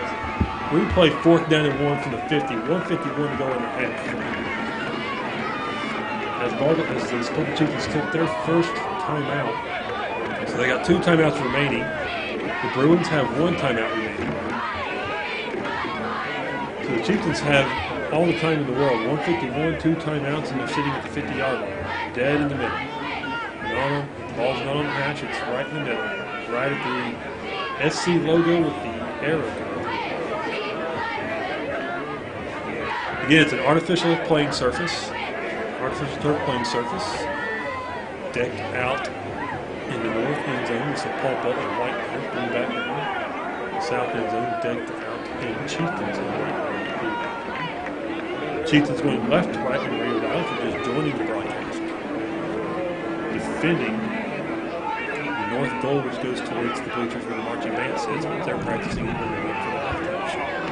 A brief halftime show because again it is senior night and they will be honored, and their seniors will be honored at halftime. Under center, power formation here on 4th and 1. Power right. Deep back is Taft. Fullback, Mackey. And they're going to run a sneak with Mason. More than enough for the first down. He drugged defenders about 5 yards. So now we got 1st and 10 Chieftains on the Bruin 45-yard line. 1:44 to go. And the referee winds the clock as he stops briefly to set the chains. We're in a little hurry up here. They try to save those timeouts. Mason back to the shotgun. Spread formation to the left, to the right, and it's a bobbled snap by Mason, and he just falls on it for about a loss of 7. So that's a backbreaker after he just picked up a first down. So it's going to be 2nd down and about 17. And the ball sits on about the Chieftain 49-yard line as we approach the 1-minute mark of the half. Shotgun pitch to Taft. Taft looking, and juking and jiving and everything else he can do to try to find for yards. And he gets down to the 40-yard line, so about a 9-yard gain. So it'll be 3rd and 5.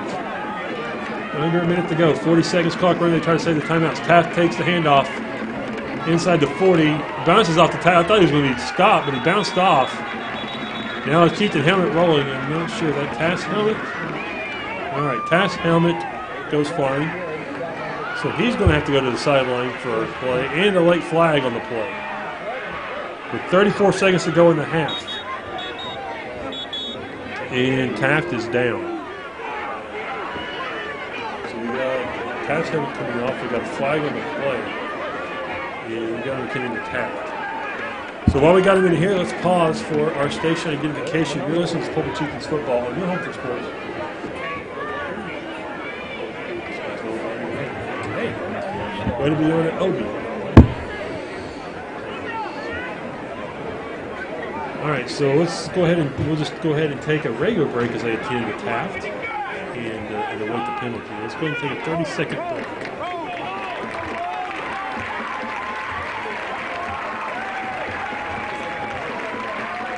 Take a 30-second break after he's out.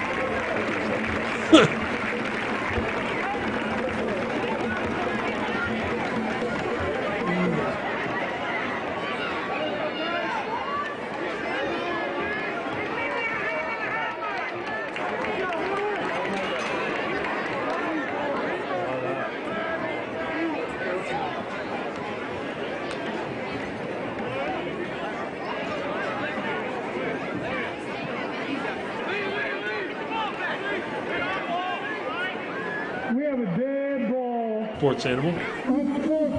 As we await the penalty right before we went to break, it is unsportsmanlike conduct against the Chieftains. So it's going to be a 15-yard penalty, and of course you can hear the home crowd booing because they don't like the call. Taft's helmet came down. He was the injured player, but he walked off with his own power. So hopefully it's nothing serious and he'll be back in his ball game and continue to be productive. Because as the season goes, from my vantage point, it looks like they go as Eagles. So fourth down, and on the punt should be Hall. Back to receive the punt for Bartlesville is Davis, and he's just going to let it bounce. So with 18 seconds to go in the half, we have a change of possession. Bartlesville is going to take over with one timeout remaining. So a golden opportunity wasted by the Chieftains. They had a chance to go down and get some points, but some penalties, some unusual calls, and not able to really move in possession to 3 points on the board. So Bartlesville comes off their sideline. 18 seconds to go. Coming up to half, we catch up with Athletic Director Mike Rose. We'll talk about the theme nights that are coming up. He talks about how they chose those theme nights. Talks about USA Night.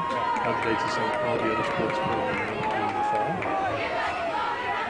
As Bartlesville takes a snap, hands it off. Should be the last play of the quarter. Handoff goes to Davis. And Bartlesville's just like to go ahead and walk the locker room. So as we go to half, it is the Sapulpa Chieftains over the Bartlesville Bruins, 21-7. We'll be right back right after the interview.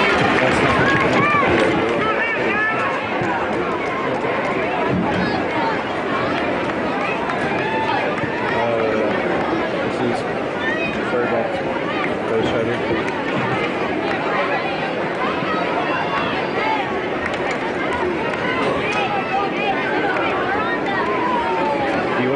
Center and we'll get both get the RD. 2-0 on the clock.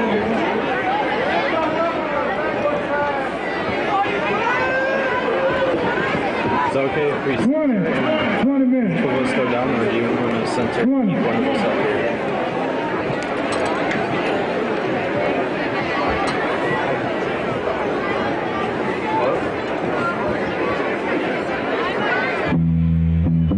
Ladies and gentlemen, please put your hands together for the Sapulpa Bing Bing dance team. The team is coached by Molly Heritage and Jenny Gargella.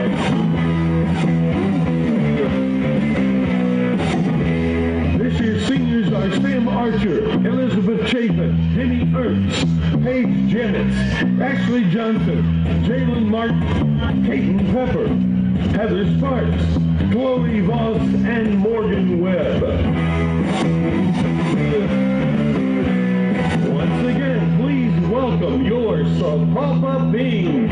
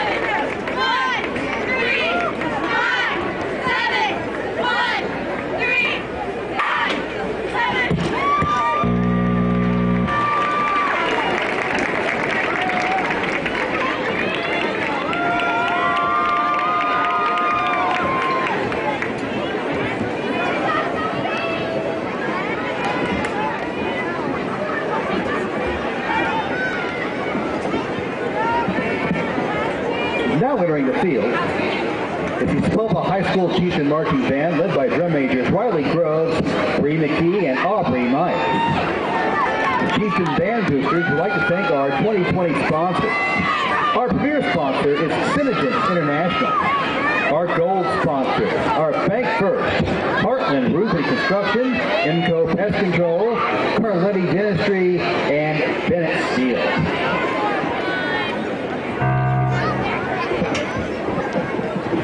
The Sapulpa Band is proud to present our 2020 marching show, Emerge.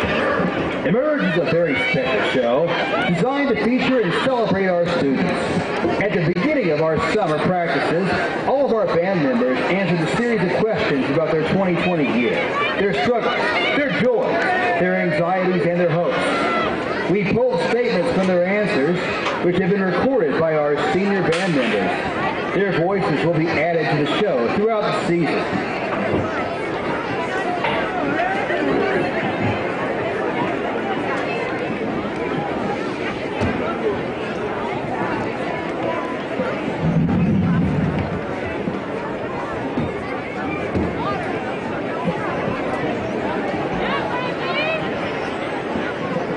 The Sapulpa Instrumental Music Department is proud to present drum major Riley Groves, Bree McKee, and Aubrey Myers, and the Sapulpa Chieftain Marching Band.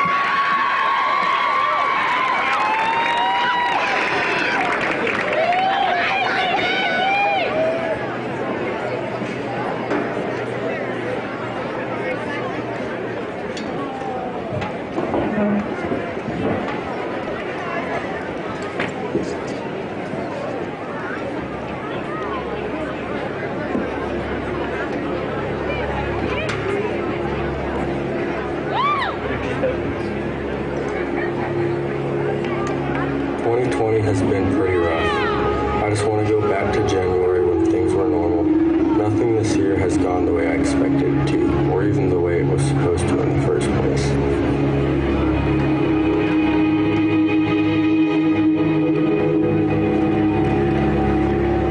As the year has gone by, I have felt not only scared, but robbed.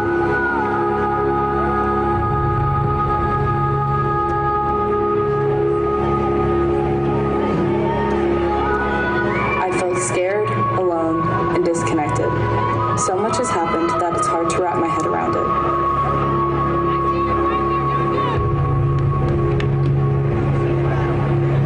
2020 seems like a disaster movie. It feels like the world could end at any moment, and there is nothing I can do to fix it.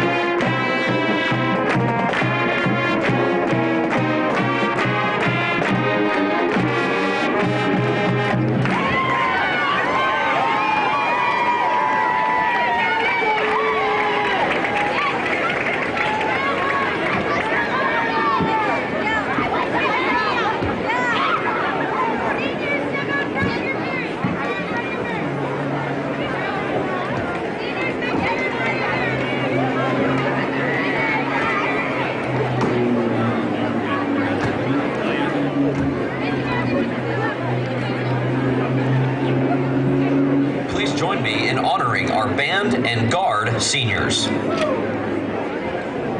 Celeste Nico Addison. Celeste is the child of Amy and Chris Addison, has been a member of the band for 8 years, and is a member of the leadership team. Braden Armstrong. Braden is the son of Jake and Alicia Armstrong. He has been a member of the band for 7 years. He's been a member of the NCDA Honor Band, has earned superior ratings at solo and ensemble competition, and is a 3-year wind ensemble member. Braden is also on the A and B honor roll. Kara Pfeiffer. Kara is the daughter of Alex and Laura Pfeiffer. She's been a member of the band for 7 years. Kara is a 4-year letterman and a member of the cross-country team. Evan Burton. Evan is the son of Tracy and Jason Burton. He's been a member of the band for 7 years. He has qualified for second-round All-State 2 times and has earned superior ratings at solo and ensemble competition. Evan is the president of the debate team, captain of the academic team, and a member of the National Honor Society. Haley Childress. Haley is the daughter of Melissa and Lauren Childress. She has been a member of the band for 7 years. She is a 2-time band letterman and is on the leadership team. Haley has been an active member of the Girl Scouts for 12 years. Hayden Davis. Hayden is the son of Doug Davis and Rebecca Davis. He has been an active member of the band program for 3 years. Hayden is also an Eagle Scout. Braden Eubanks. Braden is the son of Dwayne Eubanks and Terry Eubanks. He has been a member of the band program for 8 years. He has earned superior ratings at solo and ensemble contest and was first alternate for the NCDA Honor Band. Kaylee Evans. Kaylee is escorted this evening by her mother, Karen Evans, and her sister, Cammie Zickfus. She has been a member of the band for 8 years and has earned a superior rating at solo contest. Kylie also earned the award of Most Improved Symphonic Band Member her sophomore year. Jordan Farley. Jordan is the son of Kelly and Justin Farley. He has been a member of the band for 7 years. He is a member of the percussion section that received the Outstanding Percussion Award at the Northwest Arkansas Invitational Marching Contest in 2019, has received superior ratings at solo and ensemble contest, and is a band letterman. Jordan has performed in the musical for 3 years and is also an academic letterman. Tanner Gibbs. Tanner is the grandson of Elva Fargo and Asa Fargo. He has been a member of the band program for 6 years. Tanner is a member of the percussion section that received the Outstanding Percussion Award at the Northwest Arkansas Invitational Marching Contest in 2019. Saber Good. Saber is the grandson of Judy Lipinski. He has been a member of the band for 6 years. Saber has earned superior ratings at solo and ensemble contests. Thomas Hamilton. Thomas is the son of Kim Hamilton. He has been a member of the band for 8 years. He is a member of the NCDA Honor Band, the leadership team, and is a member of the percussion section that received the Outstanding Percussion Award at the Northwest Arkansas Invitational Marching Contest in 2019. He has participated in Zephyrus, Drum and Bugle Corps, and Resistance Indoor Percussion. Thomas has received superior ratings at solo and ensemble contests. Dylan Baxter. Mark and Amy Baxter. He has been a member of the band for 7 years. He is a member of the percussion section that received the Outstanding Percussion Award at the Northwest Arkansas Invitational Marching Contest in 2019. Dylan has been awarded Best Old Marcher 2 times, has been center snare for 3 years, and has earned superior ratings at solo and ensemble competition. Cairo Ronquillo. Cairo is the son of Casey Aragon. He has been a member of the band for 6 years. Cairo has received superior ratings at solo and ensemble contests, is a leadership team member, and is a member of the percussion section that received the Outstanding Percussion Award at the Northwest Arkansas Invitational Marching Contest in 2019. W. Parker McCormick. Parker is the son of Steve and Sarah McCormick. He has been a member of the band program for 7 years. Parker has earned superior ratings at solo and ensemble contest, has been a 3-year member of the Wind Ensemble, and a 2-year member of the Top Jazz Band. And Parker is a band letterman. Rashawn Van. Rashawn is the daughter of Brandy Van and Shannon Van. She has been a band member for 7 years. Rashawn is a member of the Wind Ensemble and has earned superior ratings at solo and ensemble contest. Mallory Watson. Mallory is the daughter of Bob and Robin Watson. She has been a member of the band program for 8 years. Mallory has earned superior ratings at solo and ensemble contest. Jarek Webb. Jarek is the son of Aaron Webb and Tina Webb and Ashley Tabor. He has been a member of the band for 6 years. Jarek is a 2-year Wind Ensemble member and a 1-year member of the Top Jazz Band. Stephen Weidman. Stephen is the son of Billy and Carrie Weidman. He has been a member of the band for 7 years. He is a 3-year band letterman, has received superior ratings at solo and ensemble contest, is a 4-year Wind Ensemble member, a 3-year Top Jazz Band member, a 2-time NCDA Honor Band member, and a second-round All-State qualifier. Stephen is a 2-year academic letterman and maintains a 4.0 GPA. Tina Willoughby. Tina is the daughter of Brian and Marita Willoughby.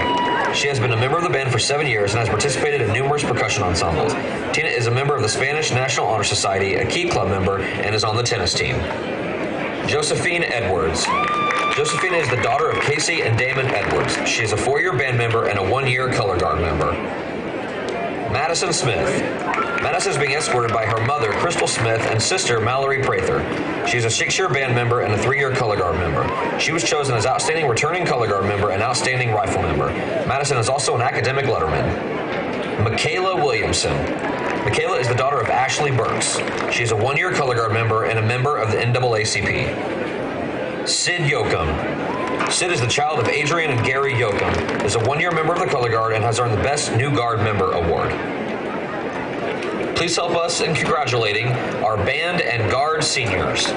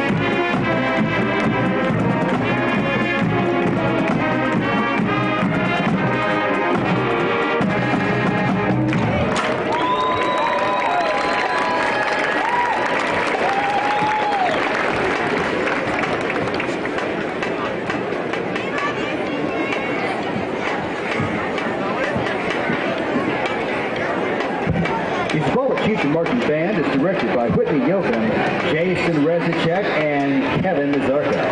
The color guard is directed by Megan Howerton and Olivia Hill. The band secretary is Sharon Gross.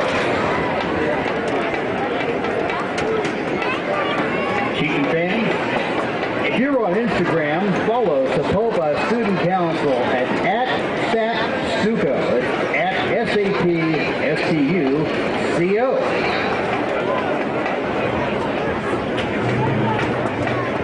Synagents International is a proud sponsor of Sapulpa Chieftain football. Stop by 301 South Main to try the full line of long-lasting products or visit us at synagents.com.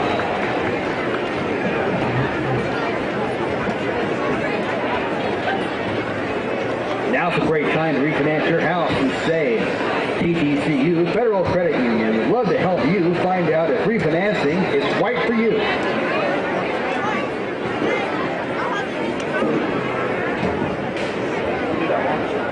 First United Bank. We want to meet you where you are on your journey to help inspire and empower you to spend life wisely. Go Chieftain!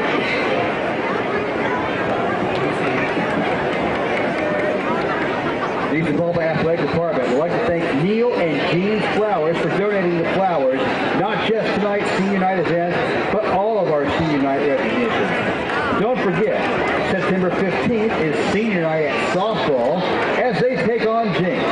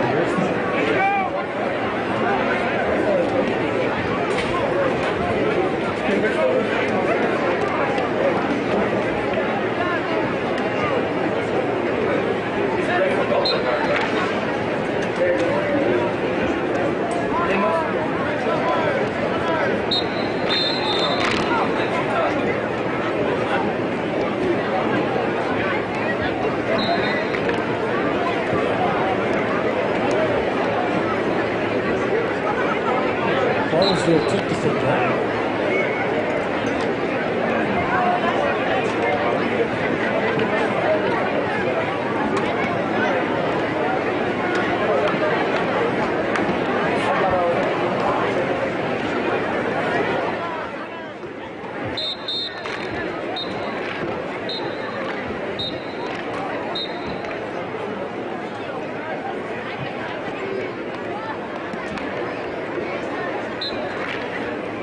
Down the field, got to the 35, Bartlesville, and then false start pushed him back, and I think they turned it over in that possession. And then Sapulpa's next drive, Taft goes 61 yards, capping off a 2-play, 62-yard drive in 44 seconds, making the score 14-0. And then Bartlesville throws an interception. Bartlesville takes over, goes 6 plays, 43 yards, puts on 7 more points, and that's where we stand at 21-7. As Bartlesville right before the half struck a 7-play, 70-yard drive on a rushing touchdown. Scores of interest around the state, starting in Class 5A. This is going to be courtesy of Squirrel. We're going to start in 5A. Start in 5A and go around the district, which is District 4. Like I said, a lot of teams just playing their second game of the year. Sapulpa played in what is called Week 0. That's why they have 2 games on their schedule. As like I said, we start in the district. So Class 5A, starting in the district. We got Glenpool at the half, tied with Durant at Durant. Of course, here Sapulpa leads 21-7 over Bartlesville. Edison Prep and Tulsa Memorial get together at LaFortune Stadium. And Edison Prep is bouncing back and is right now all over Tulsa Memorial, 27-0. Nathan Hale, Will Rogers, no score in the first quarter.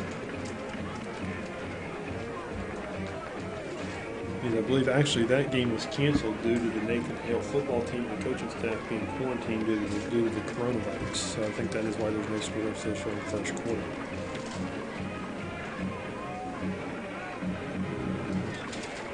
Prior to half leads, bear with me on this name, I've actually not heard this before, Gravette. But anyway, Pryor is all over them, 44-14. And I think last but not least would be Collinsville leads Skytook 42-7. That's in the third quarter. And Wagner leads Tahlequah 8-3. I believe that takes care of. And Claremore Oologah tied at 14 third quarter. I think that takes care of everybody within the district. Let's move on to 6A. As we had a big clash in 6A tonight. Union Jinx. As we get set for the second half kickoff, Bartlesville to kick. And Jinx leads in the second quarter over Union 21-0. So again, those scores are brought to you by Scorla. Here's the kick. It's underway. Taken by Mitchell. Mitchell's got a seam coming across left to right. He's up to the 40. Puts a shoulder into the defender, and he refused to go down. Put his shoulder right into McCoy, saying, I'm not going down today. So just started the third quarter. Sapulpa going right to left in the radio dial. They'll be defending the south goal that goes towards the scoreboard, the flag, and the parking lot. Bartlesville defending the north goal, which is the end zone where the bleachers are for the high school marching band. Again, it is senior night here at George F. Collins Stadium. As Mason steps in shotgun, has Taft to his right. Hands it off Taft up the middle, 45 to midfield, bounds outside, and he just gets tripped up. He was one tackler away from, I believe, breaking another big one. But he's tripped up by Davis, the safety.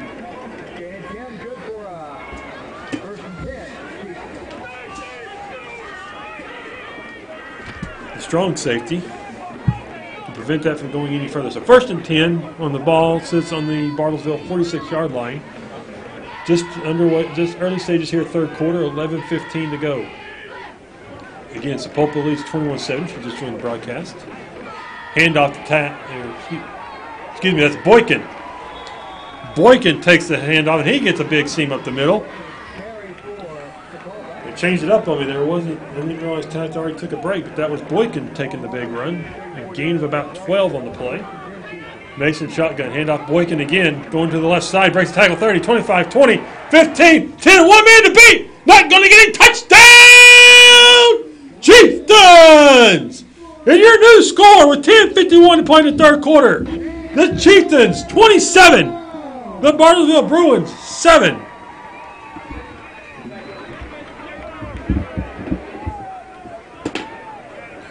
Boykin was not going to be denied on that drive as he wanted his opportunity to break a big one, and he did in a big way. I believe going 34 yards on that run. To cap off the drive as Tobar attempts the extra point. Kamier takes the hold. Kick is good. So with 10:51 to play, 3rd quarter, the Chieftains lead 28-7. We'll be right back with more Sapulpa Chieftains football right here on your home for sports, the sports animal, your home for ESPN Radio. At TCU Federal Credit Union, we put our members first. We're celebrating Did we get that? 25 years of providing great services and rates. Stop by TCU Sapulpa branch to find out more. TCU Federal Credit Union, federally insured by the NCUA. Fans, we appreciate you coming out tonight and all of your support. Just a reminder that after the game, to protect the safety of all the fans, players, and coaches, we will not be allowing anybody on the field. We hope to see you back.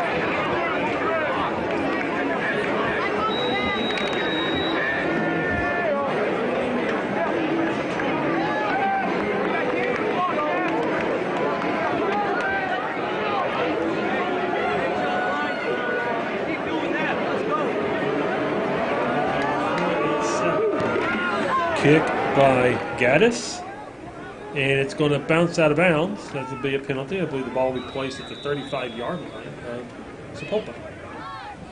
Or excuse me, at Bartlesville. Bartlesville will tag it at their own 35-yard line.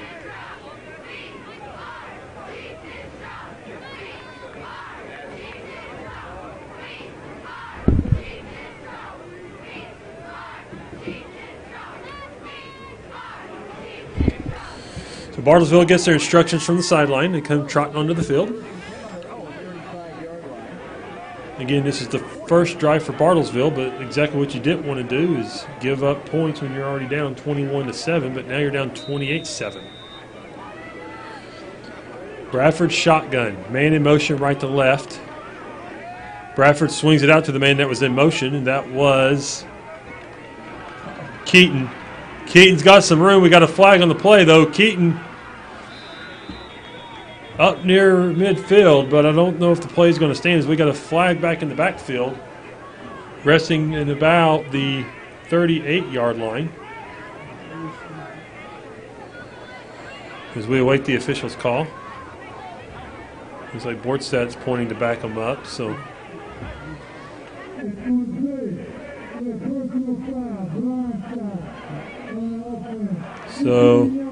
So it occurs before the snap, blindside blocked. As I said, they're trying to put these safety precautions in to keep these players safe. You can't block. You can't block without them kind of having a peripheral on you, and that's going to cost the Bruins 15 yards. And I guess they marked that from the spot of the foul because it's going to draw them all the way back inside the 30-yard line, where they're going to face 1st down and 27.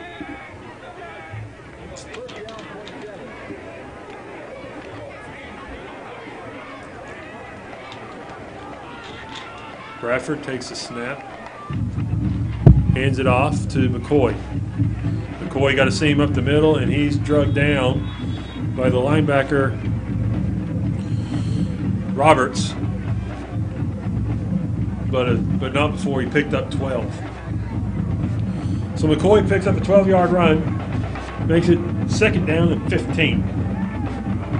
9:57 to go, clock running, 3rd quarter. Chieftains lead 28-7 here at home on senior night. Also USA theme night, allowing the high school kids to show their patriotism. Pass complete by Bradford out to Keaton. Not sure who that was on the tackle. Maybe the corner Mitchell. So now it's 3rd and manageable, 3rd and 6. Ball rests on the Sapulpa 44-yard line.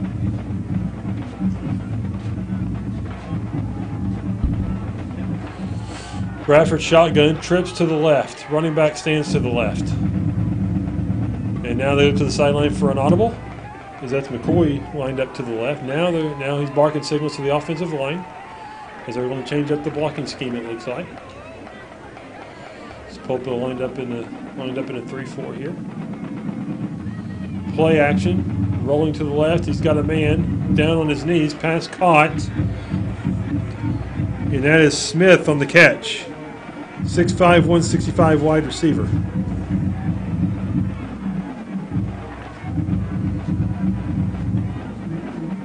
So it brings up 4th and short.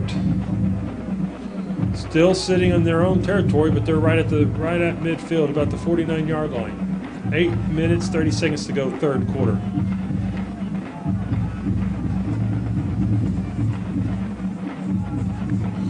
Shotgun, handoff.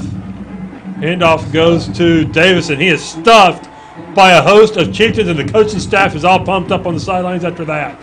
First man there, it looks like Corbin Jones. And then a host. Corbin Jones had well the game on defense. I believe that's like his 4th tackle, and he's already had some tackles for loss tonight. Comes up with another big tackle there, as it looked like he was the first man there, and then a host helped finish him off. So it brings up. So that was 4th down, no conversion. Sapulpa takes over 1st and 10 at the Bartlesville 49-yard line. So a great field position here to try to extend the lead. Mason takes a snap, handoff, tap, got a seam left, good block by Colton. 20, 15, 10, nobody's going to get him. Touchdown, Chieftains! Tays on tap with his 2nd touchdown of the night.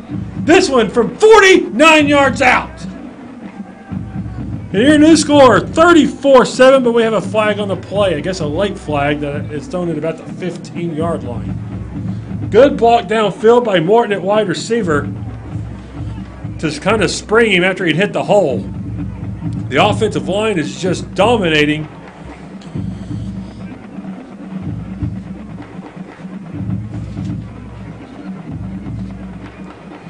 Give some credit to that left side. Aiden Morris at left tackle, Fernandez left guard, and then we'll just throw everybody out there. Colin Lecoq, Hunter Richards, Nate Lloyd. I mean, the whole offensive line is just dominating that defensive front for Bartlesville tonight.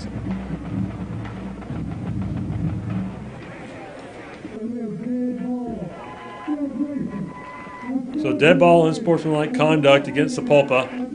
Borgstadt not happy. I think he's going to go look for who it was.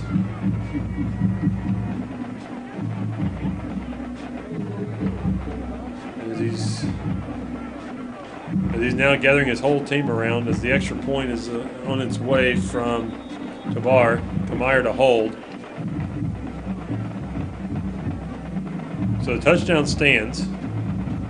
The kick is on its way by Tabar, and it's good.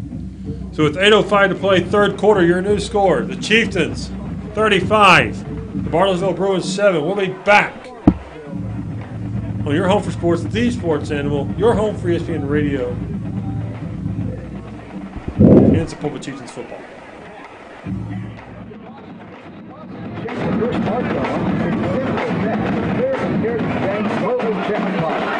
Less than 4 hours a day, 7 days a week, you can make a check deposit to your account using a mobile check deposit. And the best part is, it's free. Another way we make banking more convenient for our members. Learn more at www.nhb.bank. American Heritage Bank. Action Bank. Member FDIC.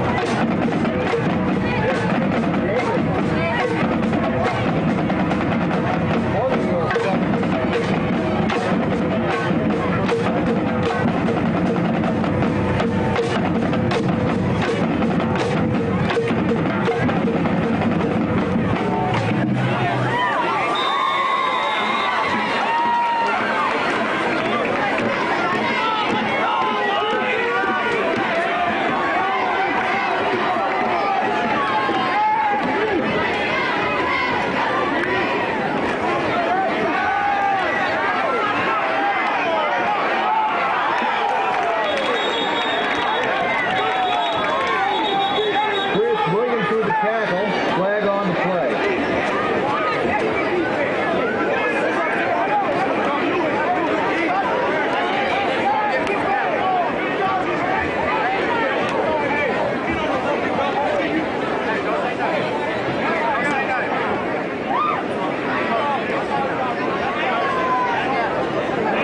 During the play, we had holding on the defense. 10-yard penalties from the side of the fire. First down. Taylor places the ball at the 34-yard line.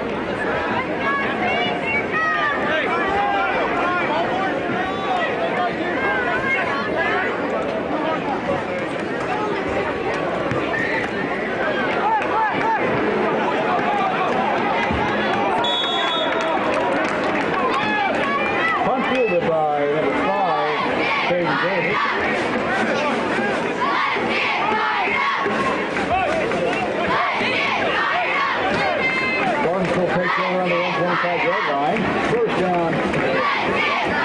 Wisely. He's taking more steps toward a right robin impact. At First United Bank, we're here to inspire and empower you along the way. First United Bank, proudly supporting our Sapulpa Chieftains. May this be a victorious year for you. Member FDIC. Go Chieftain!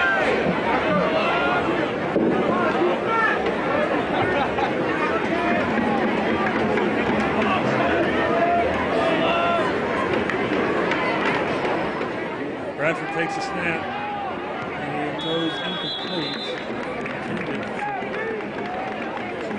Pass intended for number 23, Chieftain, and prohibition coverage. Second down, 10. So 4:48 to go, third quarter. Second down, 10. Ball wrestling 25-yard line.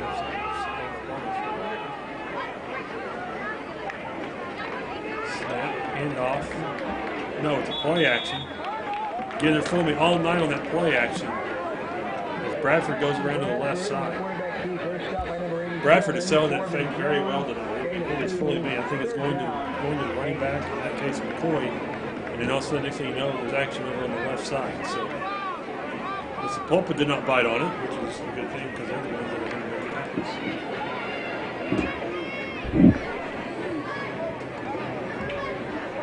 Bradford shotgun has 4 wide receivers.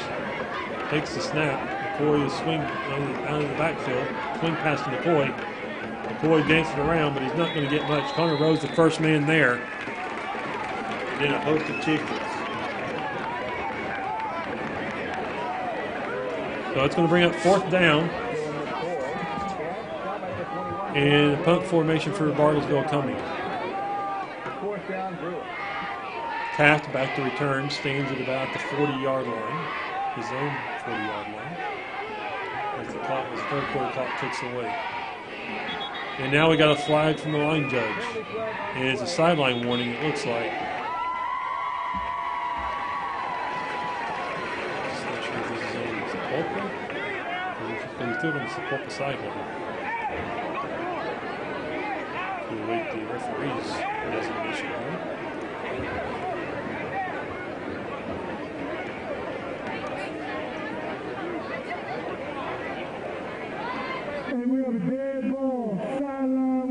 Dead ball, sideline warning on the Chieftains. So the next flag for that will be a penalty.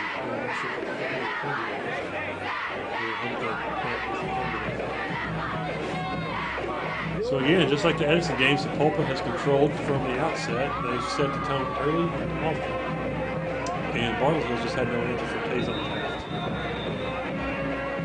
He's got 2 rushing touchdowns tonight, one of 49 yards, one of 61 yards. And here's a bad snap over the head of McCoy. And he's going to be tripped up, and a late flag again. Tripping up McCoy is Wick after the bad snap. We got a flag on the play.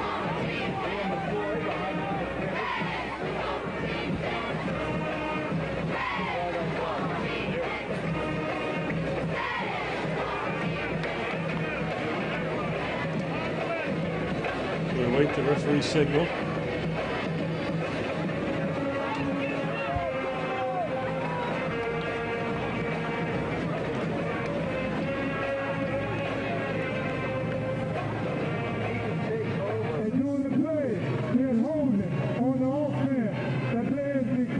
Holding on Bartlesville, penalty declined to the fact it was 4th down, so the Sapulpa Chieftains, because of the bad snap, and McCoy not able to rush for the first down, is going to take over deep in Bartlesville territory, inside the 20, so they're in the red zone again. So it's 1st and 10, ball sits at the 18. Mason takes a snap, handoff tackle, and left to right, let the play develop, spins off, up the middle, 5, fighting for the corner, still on his feet, touchdown! Oh no, they're going to say he's short. I thought he crossed the plane hard when they get down that deep corner. I jumped a little early on my call there. I did not wait for the official's call. I was trying to eye it myself. And as usual, I was wrong. It looked like to me. Well, I don't Stayed on his count. I think. Yeah, I'm guessing when we thought he stayed up, his bottom must have touched the turf. Is the only thing I can figure. Mason takes a snap, hand off to Boykin. Boykin's going to find the end zone for the second. Is that his first one? That is Boykin's second touchdown of the evening. So touchdown, Chieftains! And your new score with 3 minutes to play in the third quarter: the Chieftains 41, the Bruins 7. Extra point pending.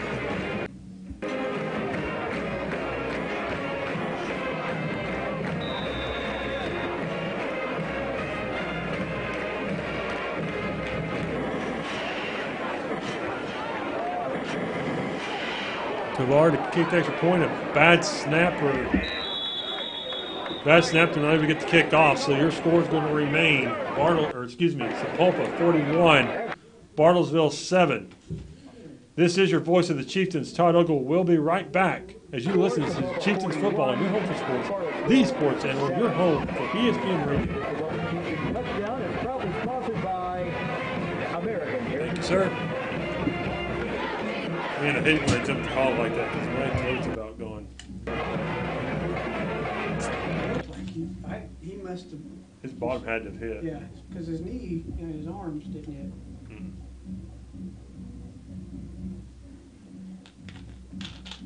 She said where he's going to play college ball. I'm assuming he's playing college ball.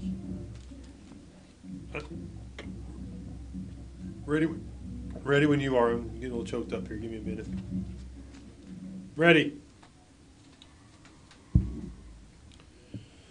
And we welcome you back on your home for sports, the sports animal, your home for ESPN Radio, AM 1550, FM 99.9. I am the voice of the Sapulpa Chieftains as you listen to Sapulpa Chieftains football. Todd Ogle. We're at George F. Collins Stadium where the Chieftains lead 41-7 over the visiting Bartlesville Bruins as Gaddis kicks it. This goes to taken by Davis. Davis has got a seam 40-45, one man to beat, and he's tripped up by Terry Gaddis, the kicker. The kicker making a touchdown-saving tackle. If he don't make that tackle, same thing happened last week. They would have given up a kickoff return for a touchdown. This time Gaddis makes the touchdown-saving tackle. So the Bruins will have the ball first down 10 right at the midfield stripe on the right hash. Going left to right on the radio dial. 2:52 to go third quarter. Bradford comes out, trips to the left.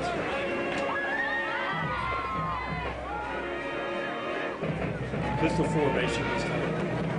Bradford hands it off to McCoy.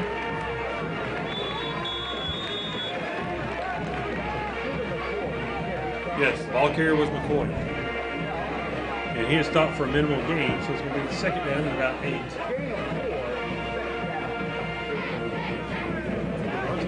Second down 6, ball is 26.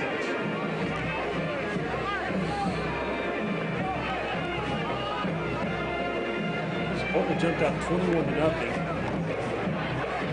as the handoff goes to Sutton. And Sutton's going to pick up about 3.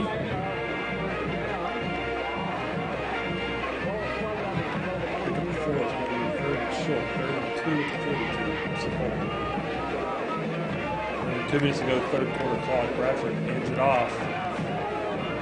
And goes to Chieftain, stopping short. Is that Sutton again on the carry?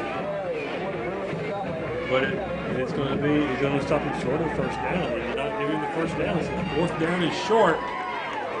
For Sapulpa, you need to watch the hard count right here. Again, Sapulpa jumped out 21-0 before Bartlesville got on the board. And then here in the second half, it's been all Chieftains as they lead 41-7. And the reason it's 41, they had a miscue in the extra point just a bit ago. Bradford, play action, looking for a hole, and he slips on the turf, but lunges forward, and I believe he's going to have enough for the Bartlesville first down. So the chains move. First down, Bartlesville at the Sapulpa 40-yard line.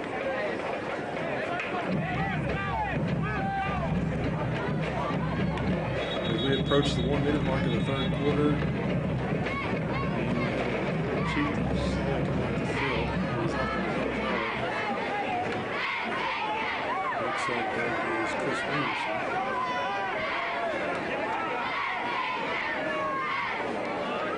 Two receivers to the left. Bradford takes the snap. Play action. Looking over the middle and miscommunication. The closest guy to the ball is Wick, and he has his second interception of the night. So an interception by Wick, as he was the only receiver on some miscommunication there. And so another defensive stop, another Bruins turnover. Leaves your score, Chieftains 41, Bartlesville Bruins 7. Chieftains going to take over at their own 25-yard line.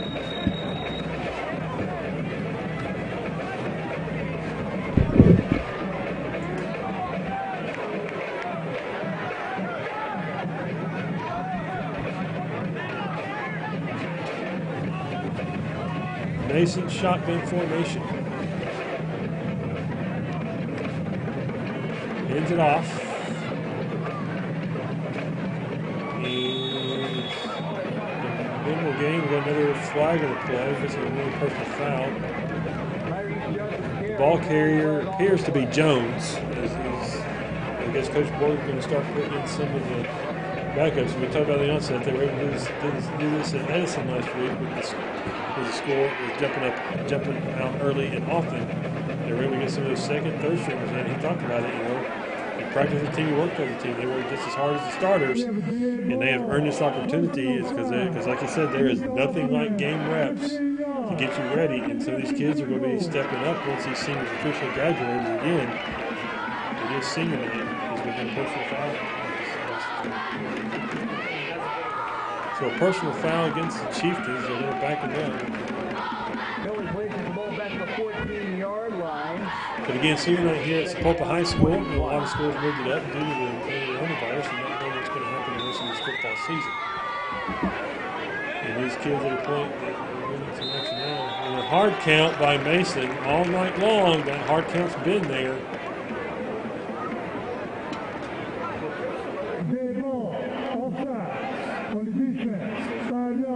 So encroachment of the neutral zone against the Bruins is going to give the Chieftains 5 yards. 5-yard penalty moves the ball to the 19-yard line. Second down. And Chieftains don't want to. They don't have to run a play. They can run off the start quarter clock without snapping the football. So that's what they're going to do. I think they're doing hard count, trying to get them to jump. If you can't, we're running the clock up over the fourth quarter. We took down 5, 4, 3, 2, 1, triple zeros for the third week. That's the end of your third quarter. All Chieftains as they lead the Bruins 41-7 here at George F. Collins Stadium on senior night, USA theme night. You're listening to Sapulpa Chieftains football on your home for sports, the Sports Interval. We'll be back right after this break.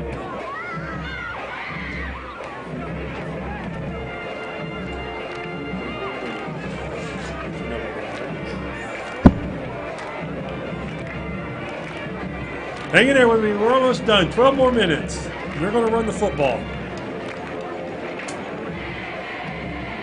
Hang in there with me, Obi.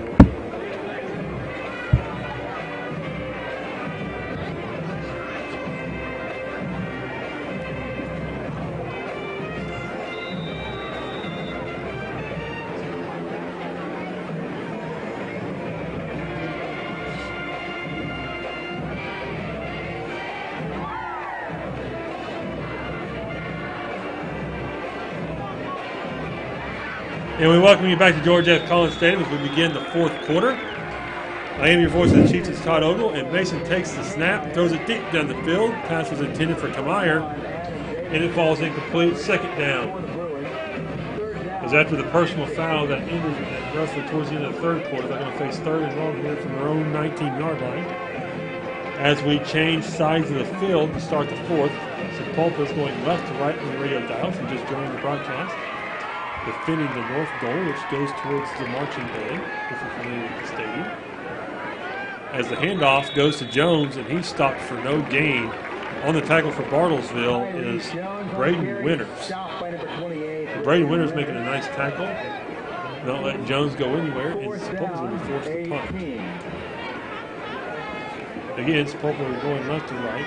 They're defending the north goal. That's where the Sapulpa marching band bleachers sit. Bartlesville now defending the south goal, going toward the school parking lot and the scoreboard. We sit going to the press box on the west side of the stadium, on the east side of the stadium. As the punt is away, and it is down just inside the 50-yard line. About the 47-yard line. It's going to be Bartlesville's going to hit the ball first and 10 at the Sapulpa 47. Punt by Hall. 30-yard five, no return. Bartlesville takes over at the Sapulpa 46-yard line. So 41-7 Chieftains, early stages fourth quarter, just over a minute in. Another 7 there, so not quite a minute. Bradford takes the snap. Handed it in, hand off McCoy, right side, 30, 25, 20, makes people miss, diving inside the 15. So Bartlesville getting a little spark right there from McCoy. Again, they ran play action all night, so I thought another play action pass. Once again, McCoy goes to the right side, picking up the big gain.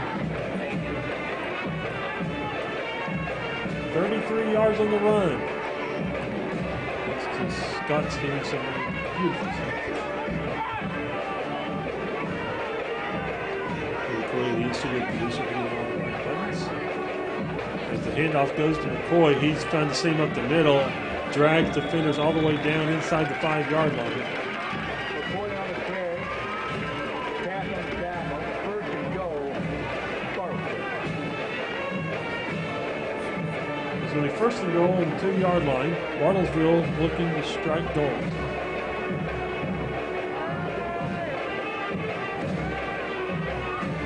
Bradford shotgun. McCoy to his left, two receivers to the left, hand off to McCoy. And he is stuck by a host of Chieftains. They're all just piled up there in the middle. I'm not sure who the first one was from the inside position. We'll just give credit to the whole defensive front there. Maybe the initial guy will be Bliss.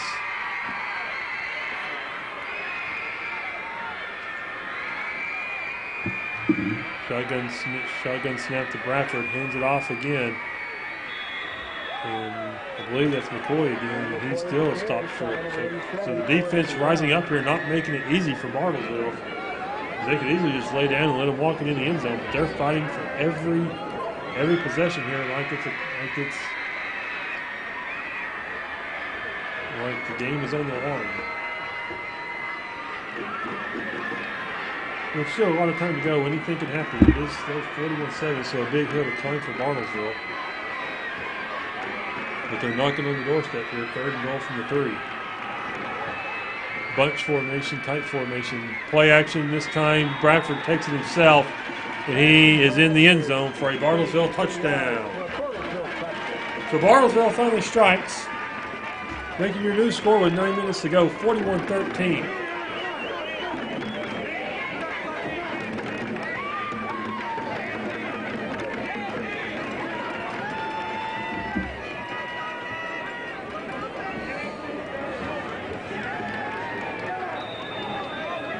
McCoy to kick the extra point. And the kick, it's on its way, and it is good. Bradford on the hold. So your new score with 9:02 to go in the ball game. Chieftains 41, Bartlesville 14. We'll be back right here on the Olympian Sports, the Sports Animal, the home to ESPN Radio, and your Sapulpa Chieftains football. Thank you, sir. Fans, we appreciate you coming out tonight and all of your support. Just a reminder that after the game, to protect the safety of all fans, players, and coaches, we will not be allowed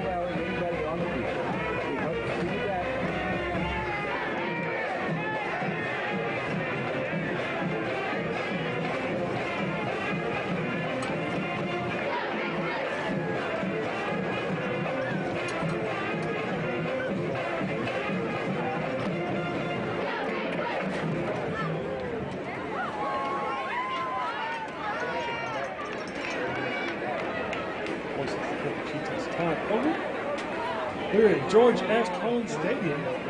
9:02 to play in the ballgame. The Chieftains lead 41-14 on senior night, also U.S. theme night. McCoy lines up to kick, and the deep man this time for Sapulpa. Trying to get a glance at the jersey. Can't get the number right now. It's not 10-20. But it's not Taft. Taft is there for the inside kick. The deep man is Esparza. Esparza was the deep man. They were expecting an onside kick, so they had all their wing players up on the near the line of scrimmage. And kick winning the end zone for a touchdown. So Bartlesville elected to kick it away with 9:02 to go in the ballgame, trailing 41-14 to the Sapulpa Chieftains.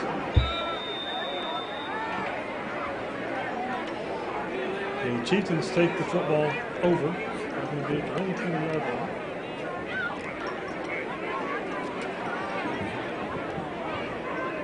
Boykin in running back, stands to the left and Mason. Two receivers to the left, one to the right. Bartlesville in their 3-4. Hand off to Boykin up the middle, because that's what I expect the Chieftains to do as long as they get the football. Pound and grind. Pound the rock, I guess, would be the best phrase. And try to work this fourth quarter clock to triple zeros. Mason, handoff to Boykin. Boykin gets the seam up the middle, and he's tackled. But he's got a Chieftains first down. 8:33 to go, fourth quarter. Chieftains lead 41-14. Ball rests on the left hash of the 35-yard line in Bartlesville territory. Or excuse me, Sapulpa territory. Mason takes a snap, hands it off. I believe that's Boykin again, just dragging defenders as I think they've worn the Bartlesville defensive front out. In this running game, Taft having an excellent night on the ground. Boykin's had an excellent night on the ground. He's had two. He's got 2 touchdowns. Taft's got 2 touchdowns. I think even Mason's had an excellent night. Contributions everywhere. Hand off Boykin. Boykin drives defenders forward again for about another 5 or 6 yards, and that's all they're going to do. Just pound the rock. You got 5-6. Let that clock continue to roll. So third and short. Ball's going to be marked at the 44. It's going to be sitting in the middle of the field as they line up with 2 receivers to the left, 1 receiver to the right. Go hard count, and the Bruins once again jumped in the neutral zone. They've done that all night long. Trying to time the snap to get backfield, and it's not paying off. So the Bruins are flagged for another offside. That's 5 yards, and one of them first down for these Chieftains. 7:21 to go, fourth quarter.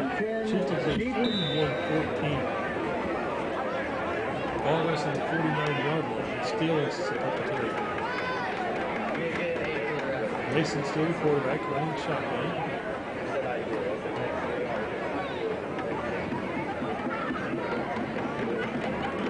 Running back stands to his right. And the Chieftains going left, right, middle, down. That's Boykin. Boykin takes the handoff again, running hard up the middle, bouncing off tacklers, and he's going to be knocked off his feet just inside the 40-yard line of Bartlesville, down to about the 39.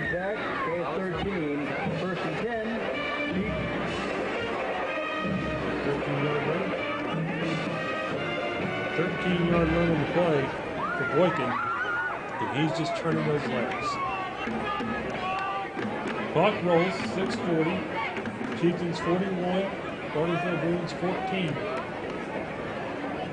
This should be 2 games in a row and big momentum headed into district play for the Sapulpa Chieftains. As this is the last game of the non-conference, or the non-district, whatever you want to call it. Some people say the real season starts in 2 weeks. That's because the Chieftains play as Boykin takes the handoff and gets about a 5-yard gain. As some people say, the real season begins, but the most important game is next week's schedule. That was tonight. They start district play in 2 weeks because they played in week 0. They get a bye week, so that bye week comes this week. So they get 2 weeks to prepare for Memorial. And that game, we'll have that for you here. September 25th, 2007. It will be at the Fortune Stadium. They will travel to Memorial. Because there was a flag on the play as well. It's holding on Sapulpa. So far in the first 4 games, it's been 2 games at Georgia College Stadium. It's going to be 2 games at Fortune Stadium. So Sapulpa will travel to the home away from home. So I look at it. But that will be the last time they go to Fortune Stadium. 45-yard line, second down, 16. First down, 16. Chieftains, the shotgun, clock running down, over halfway done in the first quarter. First down, 16, ball to 45. Chieftains just continue to talk about the play clock as it sits at 3 seconds. Takes the snap, hand off Boykin. And Boykin stopped in the backfield, making a big tackle. They're still playing hard for Bartlesville is Lance Munoz. So Munoz making a nice tackle. Munoz is a 6'1", 205-pound, listed as a running back and a linebacker.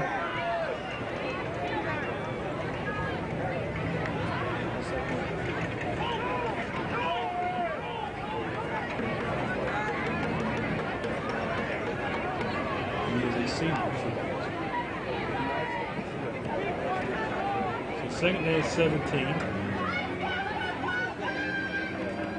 Shotgun Mason, his running back stands to his right. One receiver to the far sideline. 2 receivers down here to the near sideline. Handoff goes to Boykin. Boykin looking to get outside. He's got the 40, 35, 30, and he runs over the Bartlesville defender, but out of bounds. So not what you want to do there. You want to pick up the first down. You want to get as many yards as you can, but you don't want to go out of bounds. Because all that does is it now stops the clock. Actually, we're going to say that he's not going to cut down, but he did, and his foot progress wasn't there, and he keep the clock going. So, by mistake. So, smart play to get the first down, stay inbound, and keep the clock running. It's 41-14. Chieftains slowly knocking on the doors inside the 30-yard line.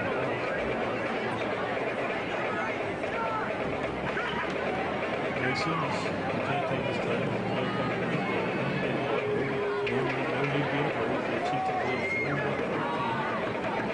One single.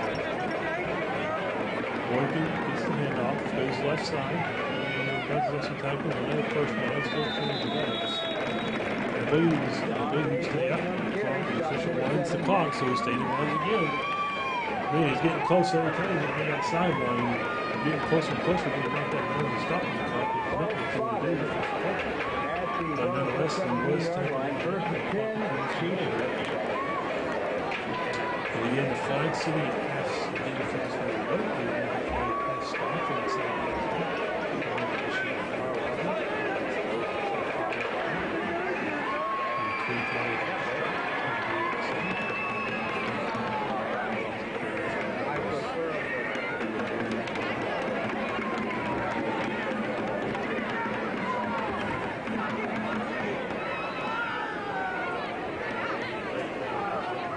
Mason takes a snap, Boykin takes the handoff, goes up the middle, minimal gain, maybe 4 or 5.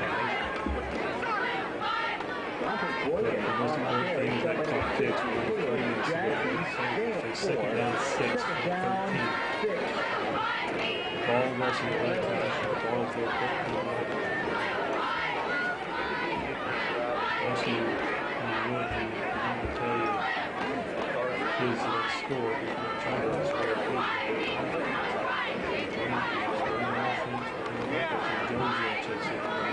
Chieftains. Mason still in the shotgun.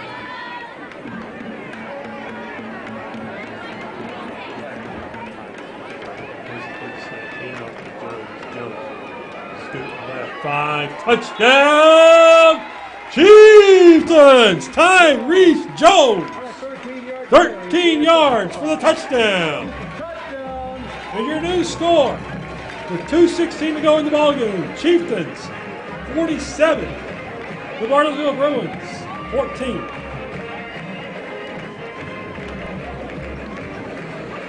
Extra point pending. Kameyer to hold. I believe Tobardi to attempt.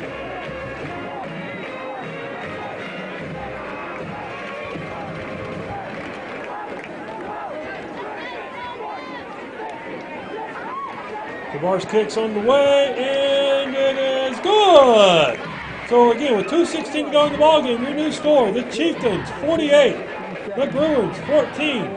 You're listening to Chieftains Football, your home for sports, the sports animal, your home for ESPN Radio. We'll be right back. Thank you, sir.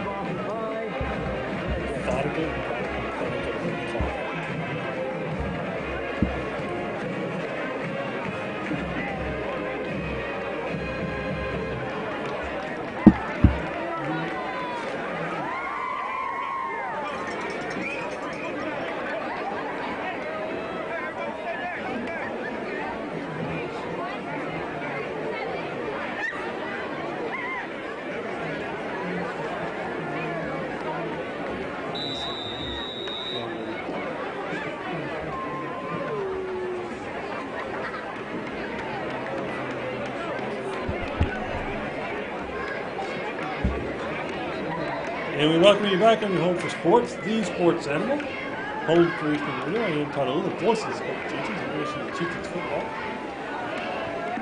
As the guy is the kick, it's a little squibber, taken by the up back. That is the carry that was Beck. Devon Beck. Devon Beck receiving the kick there from Gaddis. And so Bartlesville's going to have the ball first and 10 at their own 42-yard line. Ball sits in the left hash. Bartlesville going northwest from the rear ball, defending the south road. Again, next week, Sapulpa off. And then they'll start district play at the Function Stadium against Memorial. Kickoff at 7. We'll have it right here on your home for sports, the sports area. As Davis takes the handoff. Davis got a seam. 25, 20, 15, 10, 5. Touchdown, Bruins! So just like that, a quick strike from the Bruins. And with 2 minutes even to go in the ballgame, your new score, Chieftains 48, the Bruins 20.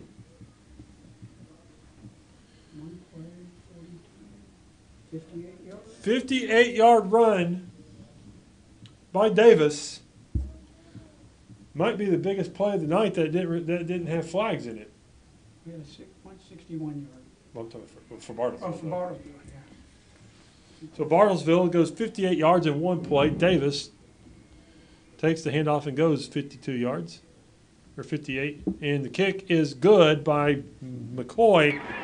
So 2 minutes even to go. Your new score, the Chieftains 48, the Bruins 21. You're listening to Sapulpa Chieftains Football, and your home for sports, the sports animal, your home for ESPN Radio. Thank you. That was quick. Oh boy, but now all that means is the Chieftains get the ball back and they're just going to run the football. Well, the Bruins got 3 timeouts. I don't know if they'll like to use them or not. And you only have 25 seconds in the play clock. So they got to run a couple first rounds.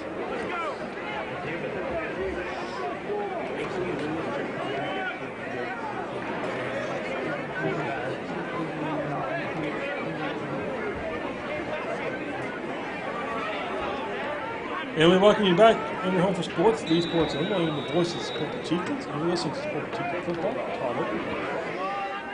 As the Chieftains, with 14 plays, 80 yards on their drive, and then the ensuing drive, Bartlesville entered one play, 58-yard run by Davis. And that's where we stand, 48-21 Chieftains. McCoy the kick. Spars in the deep man.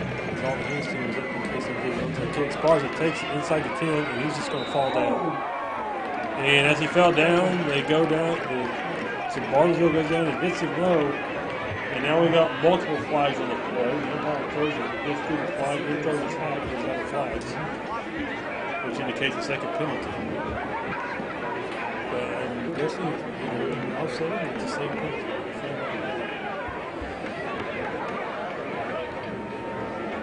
So we're not going to try to guess anymore after we have offsides and a personal offside penalties in the play.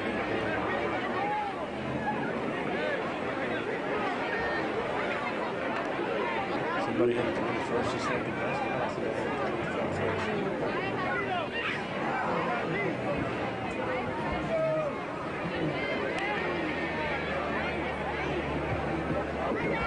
So we officially wait. And we have double fouls. So there are double fouls in the play. Personal foul on Sapulpa. We have personal foul on Bartlesville. Those all set. So personal fouls on each team. Penalties all set. On Bartlesville, 15 yards. And then a personal foul that's going to tack on 15 of Bartlesville. So there were 3 personal fouls. 2 of them occurred at the same time with offset. And then a dead ball personal foul for a late hit is going to be a 15-yard penalty.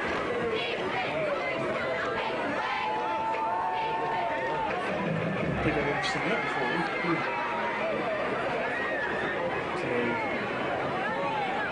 So I think we've had 2 first tonight. As we were only 2 minutes ago in the ball game. Hopefully it's 48-21. They mark off the penalty with Bartlesville for a late hit.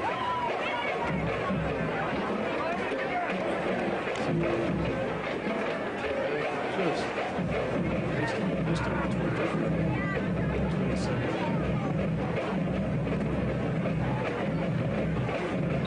So Sapulpa's going to take over first and 10. They're over 27. I would assume they're just going to make it off the this time.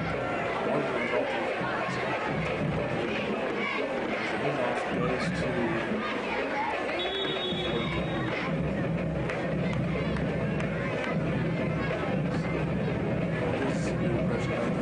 that is Mackey, 5'9", 175-pound sophomore.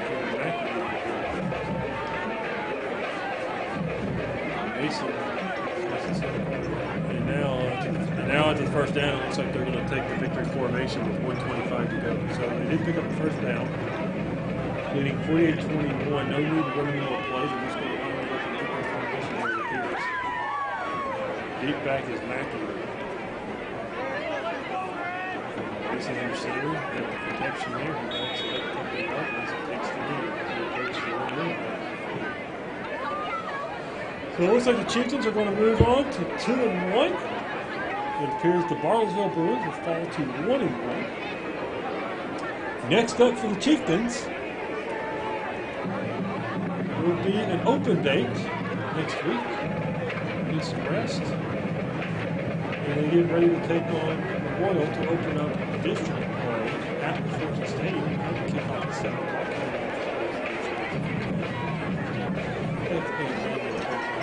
The last 37 games. Bartlesville elected not to go to the 27 points. And Mason officially tosses the ball to the referees. They don't want to take another step. Coach walks down, takes his way to the field as the seconds tick down. 12, 11, 10, 9, 8, 7, 6, 5, 4, 3, 2, 1, 000. That is officially the end of week 2 for the Sapulpa Chieftains. Again, the first game was considered week 2, and that's why we say week 2. But again, 3 games into the season, they come away in non-conference with a 2-1 record.